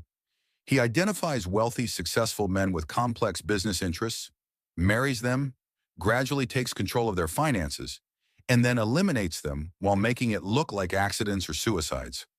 The women who help him are eliminated afterward to prevent them from becoming witnesses. But David is the wealthy, successful man in this case, Sarah pointed out. No, Jane said, looking up from her computer with a grim expression. That's what we've been getting wrong. David Wellington doesn't exist. The real David Wellington died in a car accident in Switzerland in 2002. Someone stole his identity and used it to create a completely fictional persona. Agent Martinez nodded. We've been working with Interpol to piece together his real background. What we've found is terrifying. His actual name appears to be Dmitry Volkov, and he's a former Russian intelligence operative who went rogue in the late 1990s. Russian intelligence, Sarah repeated, trying to process this information. Specifically, someone trained in deep cover operations, financial manipulation, and what the Russians call wet work, assassinations designed to look like accidents or natural causes. Agent Martinez explained. He's been using those skills in private practice for over 2 decades. The conference room door opened, and Margaret Stone entered with a woman Sarah didn't recognize. an elegant blonde in her 50s who carried herself with the bearing of someone accustomed to power. "Sarah, I'd like you to meet Victoria Blackwood," Margaret said. "Jennifer Blackwood's sister." Sarah stared at the woman, remembering Jennifer's name from the list of David's previous victims. "I'm so sorry for your loss."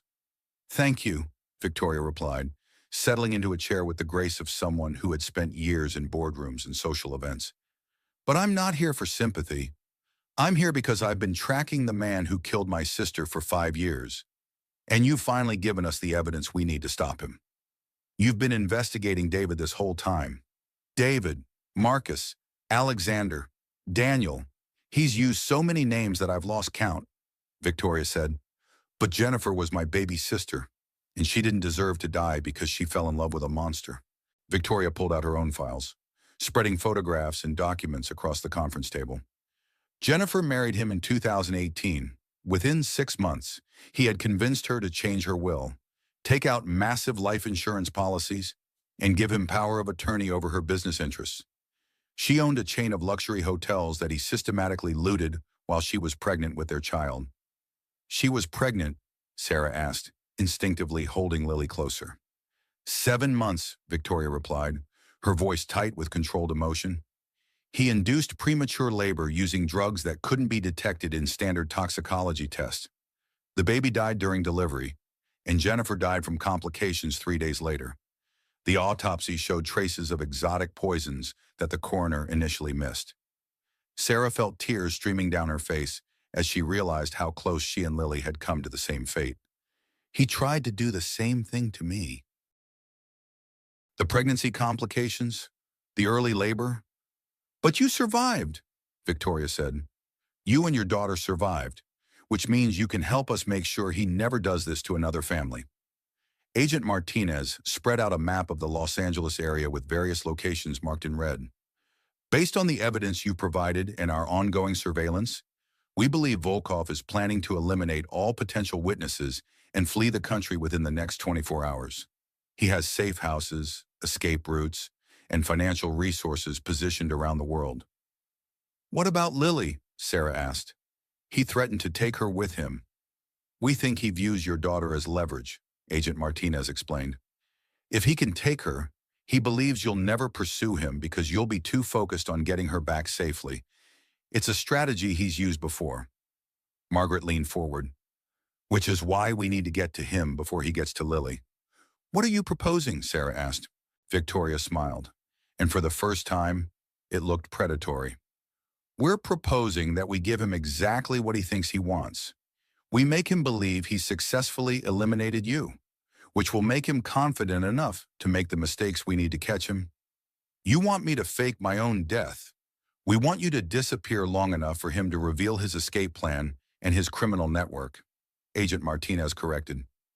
"Once we have that information, we can coordinate with international law enforcement to make sure there's nowhere in the world he can hide." Jane looked up from her computer with excitement. "I think I found his escape route. There's a private airfield in Riverside County that he's been using for his international travel. Flight plans filed for tomorrow night to a non-extradition country, which means we have less than 30 hours to set this trap," Margaret realized. Sarah looked around the conference room at the people who had devoted themselves to stopping David.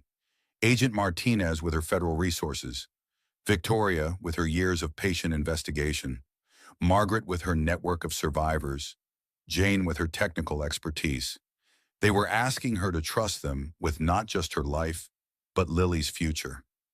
"What happens if something goes wrong?" Sarah asked. "What if he figures out it's a trap and disappears before you can arrest him?" "Then we spend the rest of our lives looking over our shoulders," Victoria said honestly. "But if we don't try to stop him now, other women will die. Other children will lose their mothers. Other families will be destroyed." Sarah thought about Charlotte, about Jennifer Blackwood and her baby who died, about all the victims whose names they didn't even know yet. She thought about Lily growing up in a world where monsters like David could operate with impunity, destroying lives for profit and pleasure. "What do I need to do?" she asked. Agent Martinez smiled with approval. "First, we need to make him believe you're dead. That means staging an accident that looks convincing enough to fool someone with his training and resources. What kind of accident? Car crash, Margaret said. Off one of the canyon roads in Malibu, remote enough that it would take time for emergency responders to arrive, public enough that there would be witnesses to see the car go over the edge. But I won't actually be in the car. You and Lily will be in federal protective custody, Agent Martinez confirmed. We'll use a remote-controlled vehicle and practical effects to make it look like you lost control and went off the road. David will think he's finally eliminated his biggest threat. Victoria pulled out her phone and showed Sarah a series of photos. While he's celebrating his victory, we'll be tracking his every move. He'll lead us to his safe houses, his financial accounts, his criminal contacts, and hopefully to evidence of his other victims. And then we end this, Margaret said simply. We make sure David Wellington, or Dmitry Volkov, or whatever his real name is, never hurts another family again. Sarah kissed Lily's forehead and looked around the conference room one more time. In the space of a month, she had gone from trusting housewife to federal witness in a case involving international criminals. The woman she had been would have been terrified by what they were asking her to do. But the woman she had become understood that sometimes justice required courage, sacrifice, and a willingness to risk everything for the greater good. When do we start? She asked. As Agent Martinez began outlining the details of their plan, Sarah felt something settle in her chest that she hadn't experienced since discovering David's affair. Hope, real hope, based not on naive trust, but on the strength of the people around her and the righteousness of their cause. David thought he had won by destroying her old life, but he had actually created someone far more dangerous than the woman he had married, a mother with nothing left to lose and everything to fight for. The final battle was about to begin, and for the first time since this nightmare started, Sarah believed they could actually win. The abandoned warehouse in downtown Los Angeles had been transformed into a command center that looked like something from a Hollywood thriller. Multiple screens showed surveillance feeds from cameras positioned around David's house, his office, and the private airfield where his escape plane was waiting. FBI agents coordinated with international law enforcement agencies, while technical specialists monitored communications intercepts and financial transactions. Sarah sat in a secure room watching it all unfold, Lily sleeping peacefully in her arms, both of them officially dead according to the morning news reports. Local news covered the accident perfectly, Agent Martinez reported, showing Sarah the news footage of her supposed car crash. Eyewitnesses saw a woman matching your description lose control on Mulholland Drive. The car burst into flames when it hit the bottom of the canyon, and the bodies were burned beyond recognition. David believed it, Sarah asked. Hook, line, and sinker, Victoria replied, monitoring the feeds from David's house. He called his cleanup crew within an hour of the news breaking and started moving money to his escape accounts. He thinks he's finally free to disappear. Jane looked up from her bank of computers with excitement. He's making contact with his criminal network now. We're recording everything. Names, account numbers, business arrangements, the whole organizational structure. This is going to take down dozens of people involved in his operations. On the main screen, they could see David in his home office, relaxed and confident as he made phone calls and transferred funds. He had opened a bottle of expensive champagne and was toasting what he clearly believed was his final victory. The arrogant bastard is actually celebrating, Margaret said with disgust. Let him, Agent Martinez replied. Every minute he spends gloating is another minute we have to gather evidence and coordinate with our international partners. Sarah watched her husband, former husband, she corrected herself, and tried to reconcile this cold, calculating killer with the man she had loved for 20 years. Had there ever been a real David, or had it all been an elaborate performance by a trained intelligence operative, Mrs. Wellington? Agent Martinez said, sitting down beside her. I want you to know that what you've done today has probably saved dozens of lives. The intelligence we're gathering will help us shut down criminal networks in 6 different countries. What happens next? Sarah asked. We wait for him to make his move toward the airfield, Agent Martinez explained. Once he's committed to his escape route, we'll have teams in position to arrest him and his associates simultaneously. Victoria smiled grimly as she watched David through the surveillance cameras. He has no idea that Jennifer's sister has been coordinating with law enforcement for 5 years, building a case that will ensure he never sees freedom again. What about all his victims? Sarah asked. The families who never got justice. They'll finally have it, Victoria promised. David kept detailed records of his crimes, probably as insurance against his criminal partners. When we seize his computers and safe houses, we'll have evidence of every murder, every fraud, every life he destroyed. As they watched, David received a phone call that changed his entire demeanor. His relaxed confidence evaporated, replaced by urgent, worried activity. Something's wrong, Jane observed, adjusting the audio equipment to pick up his conversation. What do you mean the account is frozen? David was saying into his phone. That's impossible. I moved that money yesterday. Agent Martinez smiled with satisfaction. Treasury Department froze his offshore accounts 20 minutes ago. He's about to discover that his escape fund has disappeared. David's voice rose as he realized the scope of his problem. Check the Swiss accounts. Check the Cayman accounts. Check everything, all frozen, Jane reported. He's got maybe $50,000 in immediate cash access, which isn't enough to disappear internationally with the lifestyle he's accustomed to. He's going to panic, Victoria predicted. And when men like David panic, they make mistakes. Sure enough, David was now moving frantically around his office, pulling files from safes and burning documents in his fireplace. But he was also making phone calls that the FBI was recording, revealing details about criminal partnerships and hidden assets that would never have come to light otherwise. Is he still planning to run? Sarah asked. He doesn't have a choice, Agent Martinez replied. He thinks you're dead, but he knows Charlotte disappeared with evidence of his crimes. He has to assume that information will surface eventually, which means staying in the country is suicide. Margaret pointed to another screen showing activity at the private airfield. Looks like his plane is being prepped for departure. 2 hours until his flight window opens. And that's when we take him down, Agent Martinez confirmed. As they watched David's increasing desperation, Sarah found herself feeling an emotion she hadn't expected. Pity. This man had destroyed so many lives, caused so much pain and suffering, yet in the end he was just another criminal trapped by his own greed and arrogance. I almost feel sorry for him, she said quietly. Victoria's expression hardened. Save your sympathy for his victims. David made choices every day for decades. He chose to kill innocent women. He chose to steal their children's futures. He chose to build his wealth on other people's suffering. Sarah nodded, understanding that Victoria's anger came from years of grief and frustration. You're right. I keep trying to find some trace of the man I thought I married. That man never existed, Victoria said gently. He was a character created by a professional liar. The real person was always this monster you're seeing now. Lily stirred in Sarah's arms, making small baby sounds that reminded everyone in the command center what they were really fighting for. The next generation.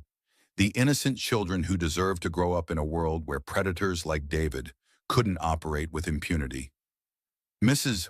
Wellington, Agent Martinez said, checking her watch.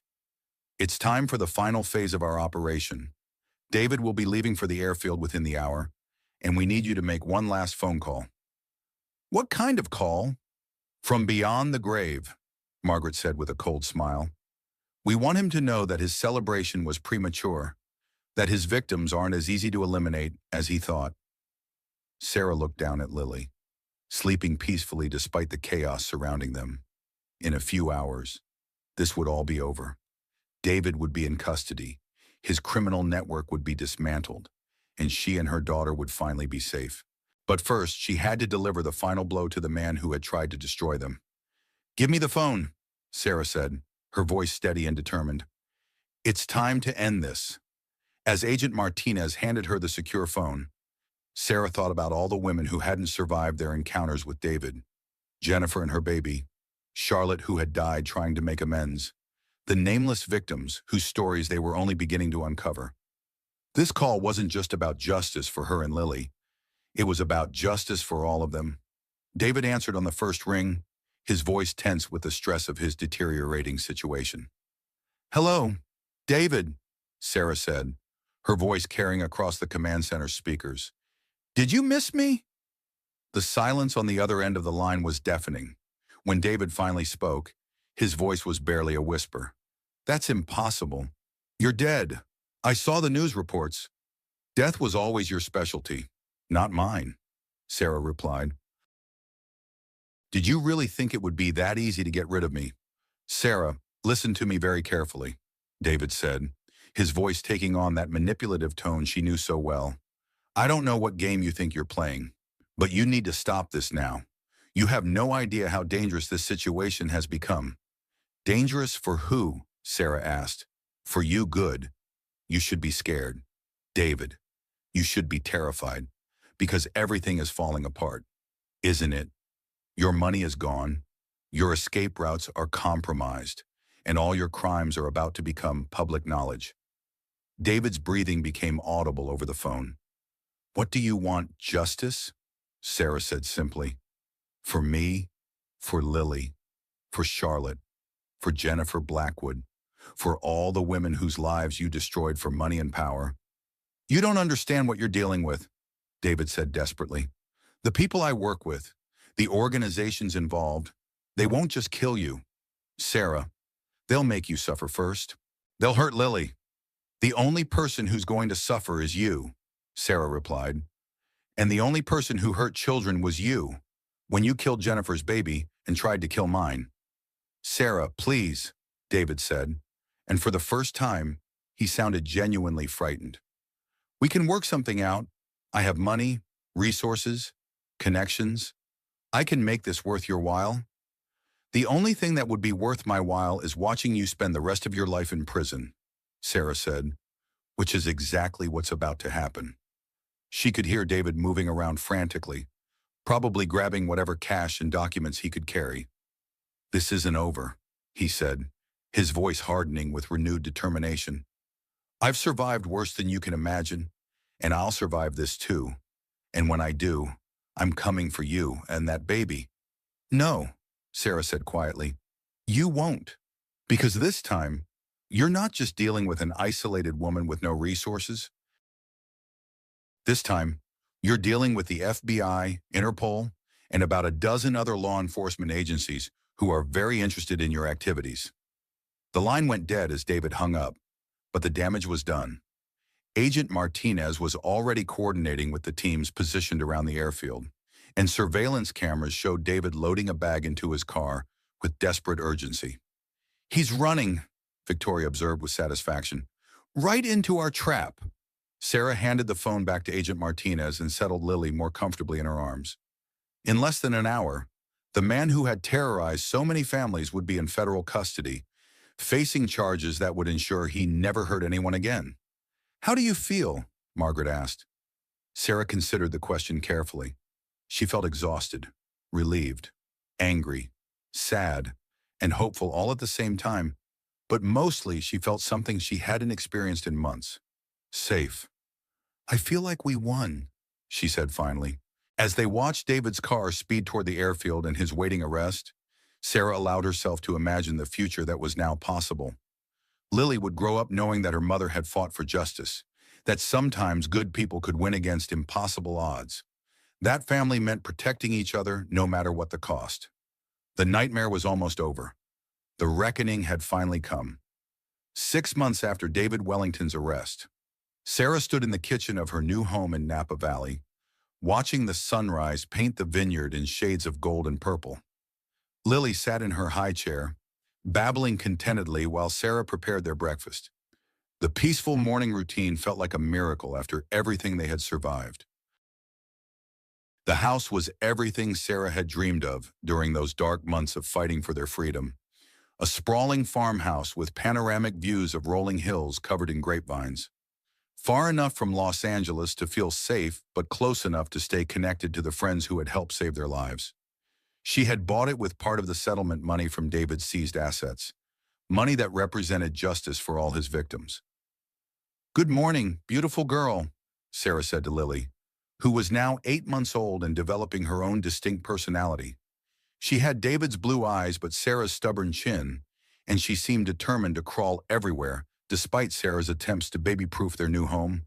The kitchen island was covered with papers, not legal documents this time, but exciting correspondence about Sarah's new ventures.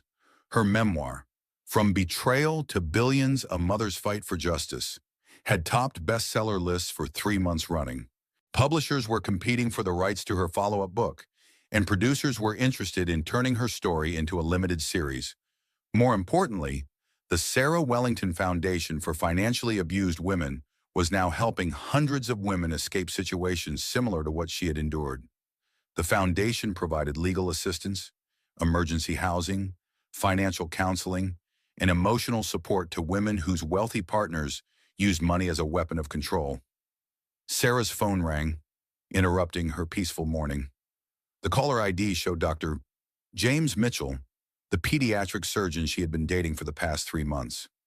He was everything David had never been: honest, gentle, genuinely interested in her thoughts and feelings, and completely devoted to Lily. "Good morning," she answered, unable to keep the smile out of her voice. "Good morning to you, too," James replied, his warm voice carrying the slight southern accent that she found inexplicably charming.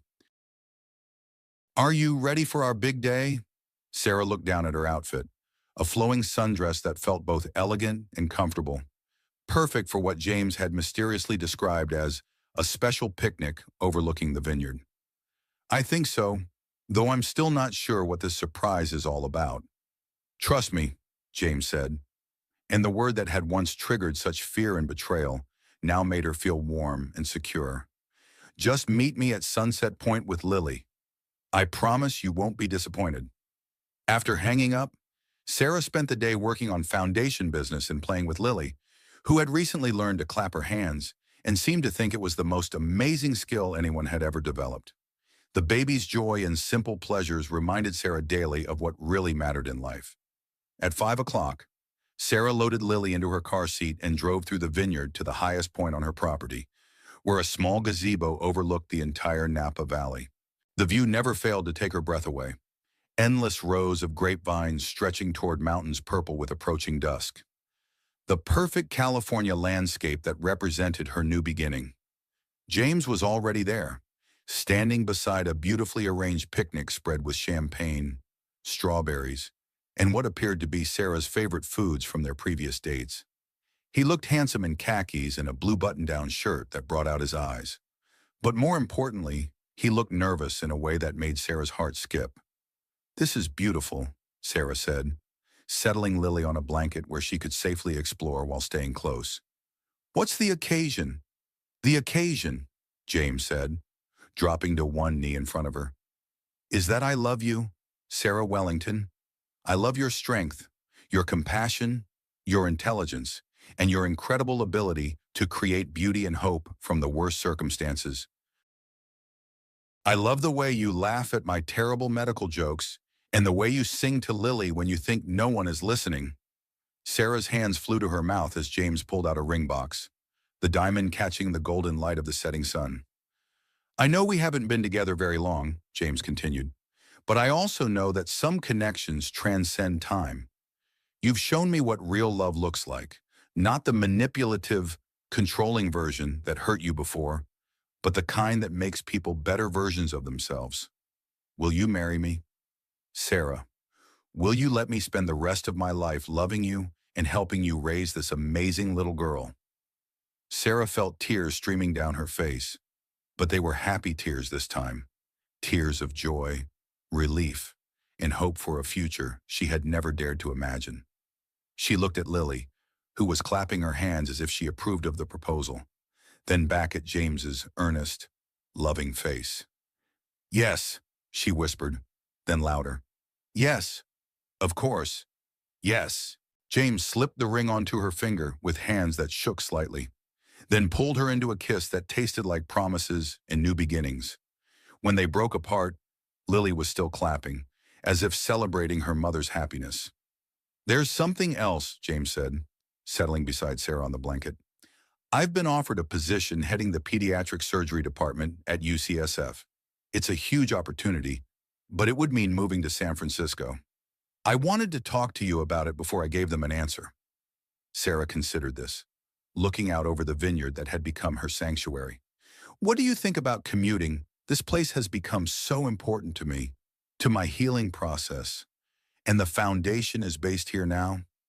I think we can make anything work as long as we're together, James replied, kissing her forehead. We'll figure out the logistics. The important thing is that we're building something real together. As they shared dinner watching the sunset, Sarah felt more content than she had ever been. The trauma of David's betrayal would always be part of her story, but it no longer defined her future. She was a survivor, a mother, a successful author and philanthropist. And now she was a woman in love again with someone who deserved her trust. Her phone buzzed with a text from Margaret Stone. Saw the news about David's sentencing.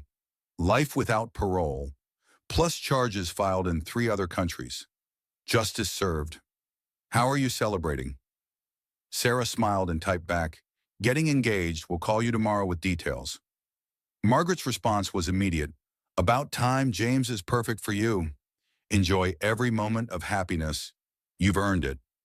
As the stars began to appear in the darkening sky, Sarah held Lily while James cleaned up their picnic. This was the life she had dreamed of during those dark months of fighting for their freedom. Peaceful, loving, filled with hope for the future. Lily had started walking the week before, taking unsteady steps between the furniture with the determined concentration of someone conquering new territory. Watching her daughter's fearless exploration of the world reminded Sarah daily that courage was often just the decision to keep moving forward despite uncertainty. I have one more surprise, James said, returning from loading the picnic supplies into his car. My sister is flying in next weekend to meet you and Lily. She's been dying to meet the woman who stole her big brother's heart. I'd love to meet her, Sarah replied, shifting Lily to her other hip. What's she like? Brilliant, funny, protective of the people she loves, and completely unimpressed by my medical degree, James said with a grin. You two are going to get along perfectly. As they walked back toward the house, Lily fell asleep against Sarah's shoulder, exhausted by the excitement of the evening. Sarah looked at her engagement ring sparkling in the porch light and felt overwhelmed by gratitude for the second chance at happiness she had never expected to receive. Inside the house, James helped put Lily to bed while Sarah changed into more comfortable clothes. The domestic routine felt natural and right, as if they had been a family for years rather than months. Sarah, James said as they settled on the couch with glasses of wine, I want you to know that I understand this isn't just about us. When I marry you, I'm also committing to being Lily's father in every way that matters. I don't take that responsibility lightly. I know you don't, Sarah replied, curling up against his side. That's one of the many reasons I love you. They spent the evening planning their future together, a small wedding ceremony in the vineyard, combining their households, James adopting Lily legally, maybe having more children together someday. The conversation flowed easily, filled with laughter and dreams and the comfortable intimacy of two people who had found their perfect match. It wasn't until Sarah was getting ready for bed that she noticed the envelope that had been slipped under her front door.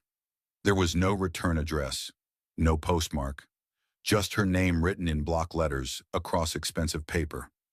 Inside was a single photograph that made her blood run cold. It showed Charlotte Hayes standing in what appeared to be a prison courtyard, very much alive despite David's claims that she had died in an accident. But that wasn't the most terrifying part of the image. Charlotte was holding a current newspaper with a clearly visible date from just 3 days ago. She was smiling at the camera, and someone had written across the bottom of the photo in red ink, "Did you really think it would be that easy? The real game begins now.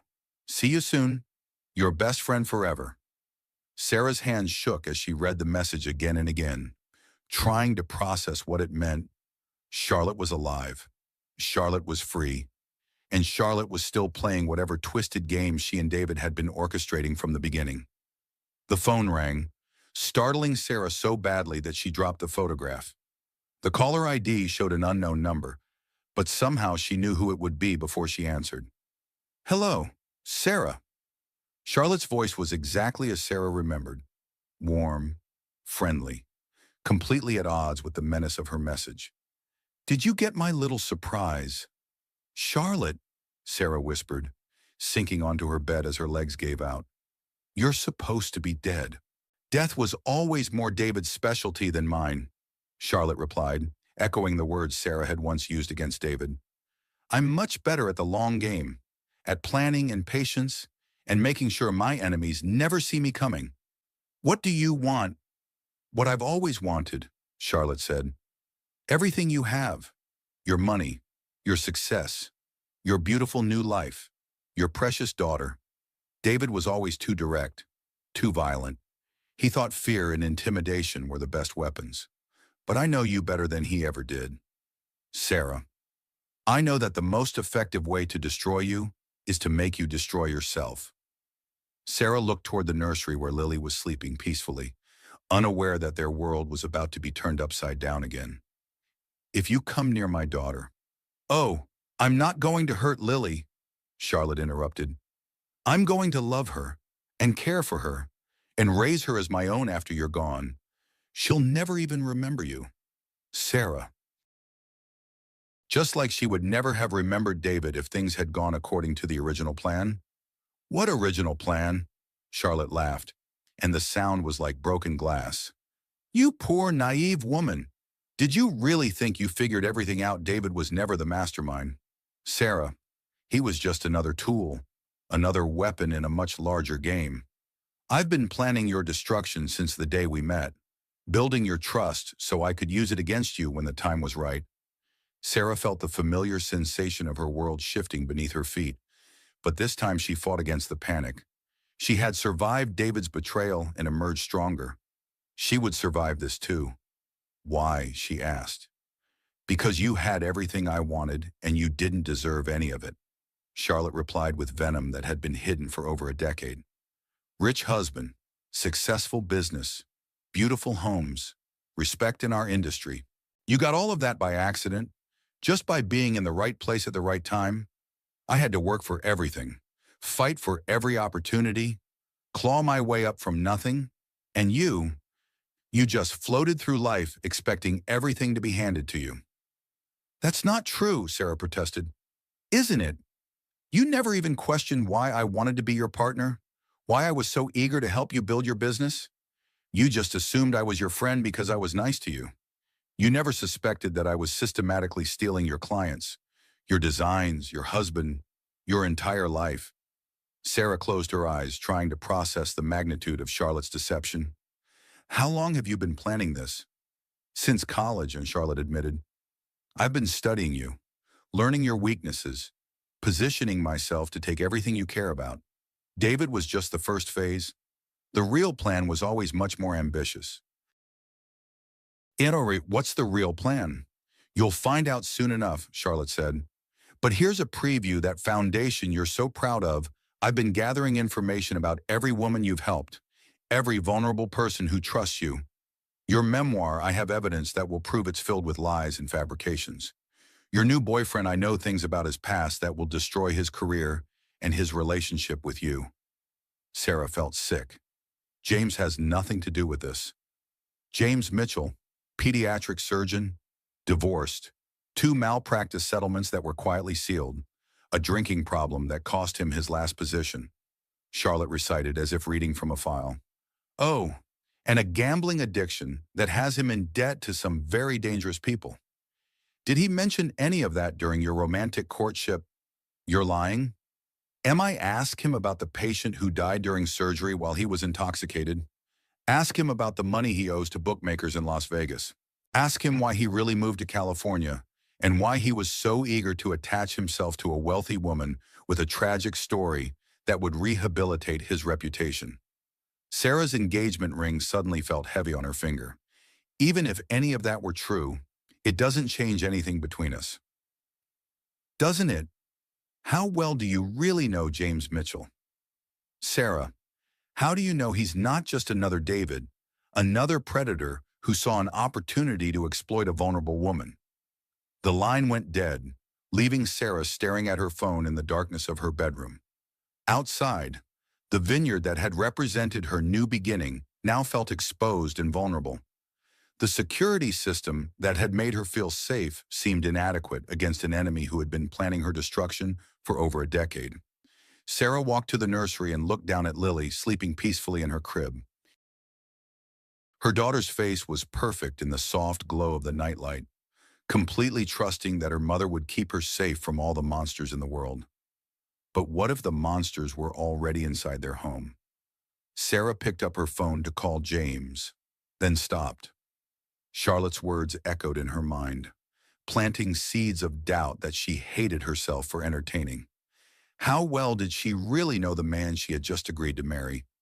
Was it possible that her judgment was still compromised by everything she had endured with David, instead of calling James? Sarah called Margaret Stone. "Sarah, it's late. Is everything okay?" "Charlotte is alive," Sarah said without preamble. "She contacted me tonight. She's been planning this whole thing since college, and she says David was just the first phase of a larger plan to destroy my life." Margaret was quiet for a long moment. "Where are you now?" "At home with Lily." Margaret, she knew things about James, personal things about his past. How would she know details about his previous career unless she's been investigating everyone close to me? "Pack a bag," Margaret said immediately. "Get Lily and get out of there now. Come to my place in the city, and we'll figure out our next move from there." "What about James? He proposed tonight, and now I don't know what to believe about him." "We'll investigate James thoroughly, but right now the priority is keeping you and Lily safe. If Charlotte has been planning this for as long as she claims, then she's had years to position assets and allies. You can't trust anyone until we know the full scope of what we're dealing with." Sarah looked around the bedroom that had felt like a sanctuary just hours ago. The house that had represented her new beginning now felt like a trap, and the peaceful life she had been building felt like another elaborate illusion designed to make her vulnerable. As she packed essentials for herself and Lily, Sarah couldn't help but think about the pattern of her life: trust, betrayal, discovery, escape, rebuild, repeat. Was she destined to live in this cycle forever? Always looking over her shoulder, always waiting for the next attack. Lily stirred as Sarah lifted her from the crib, but didn't wake completely. As Sarah carried her daughter to the car, she made the same promise she had made 6 months ago in the hospital. She would protect Lily no matter what it cost, no matter how many times she had to start over. But this time, she wasn't going to wait for Charlotte to make the first move. She was going to find her former best friend and end this once and for all. The war wasn't over. It had just entered a new phase, one that would require Sarah to become someone even more dangerous than the woman who had survived David's betrayal. As she drove through the dark Napa Valley toward Margaret's house in San Francisco, Sarah caught sight of headlights in her rearview mirror, a car that had been following her since she left the vineyard, maintaining the same distance no matter how she adjusted her speed. Charlotte wasn't just alive. She was already making her next move. Sarah pressed harder on the accelerator and reached for her phone to call Margaret with an update that would change everything. She's not just back. She's already here. The nightmare that Sarah thought had ended with David's arrest was just beginning, but this time, she wouldn't be caught off guard. This time, she would be ready for war. As Lily slept peacefully in her car seat, unaware that their perfect new life was already under attack, Sarah made a decision that would define the next chapter of their story. She wasn't running away this time. She was running toward the fight that would finally end Charlotte's twisted game forever.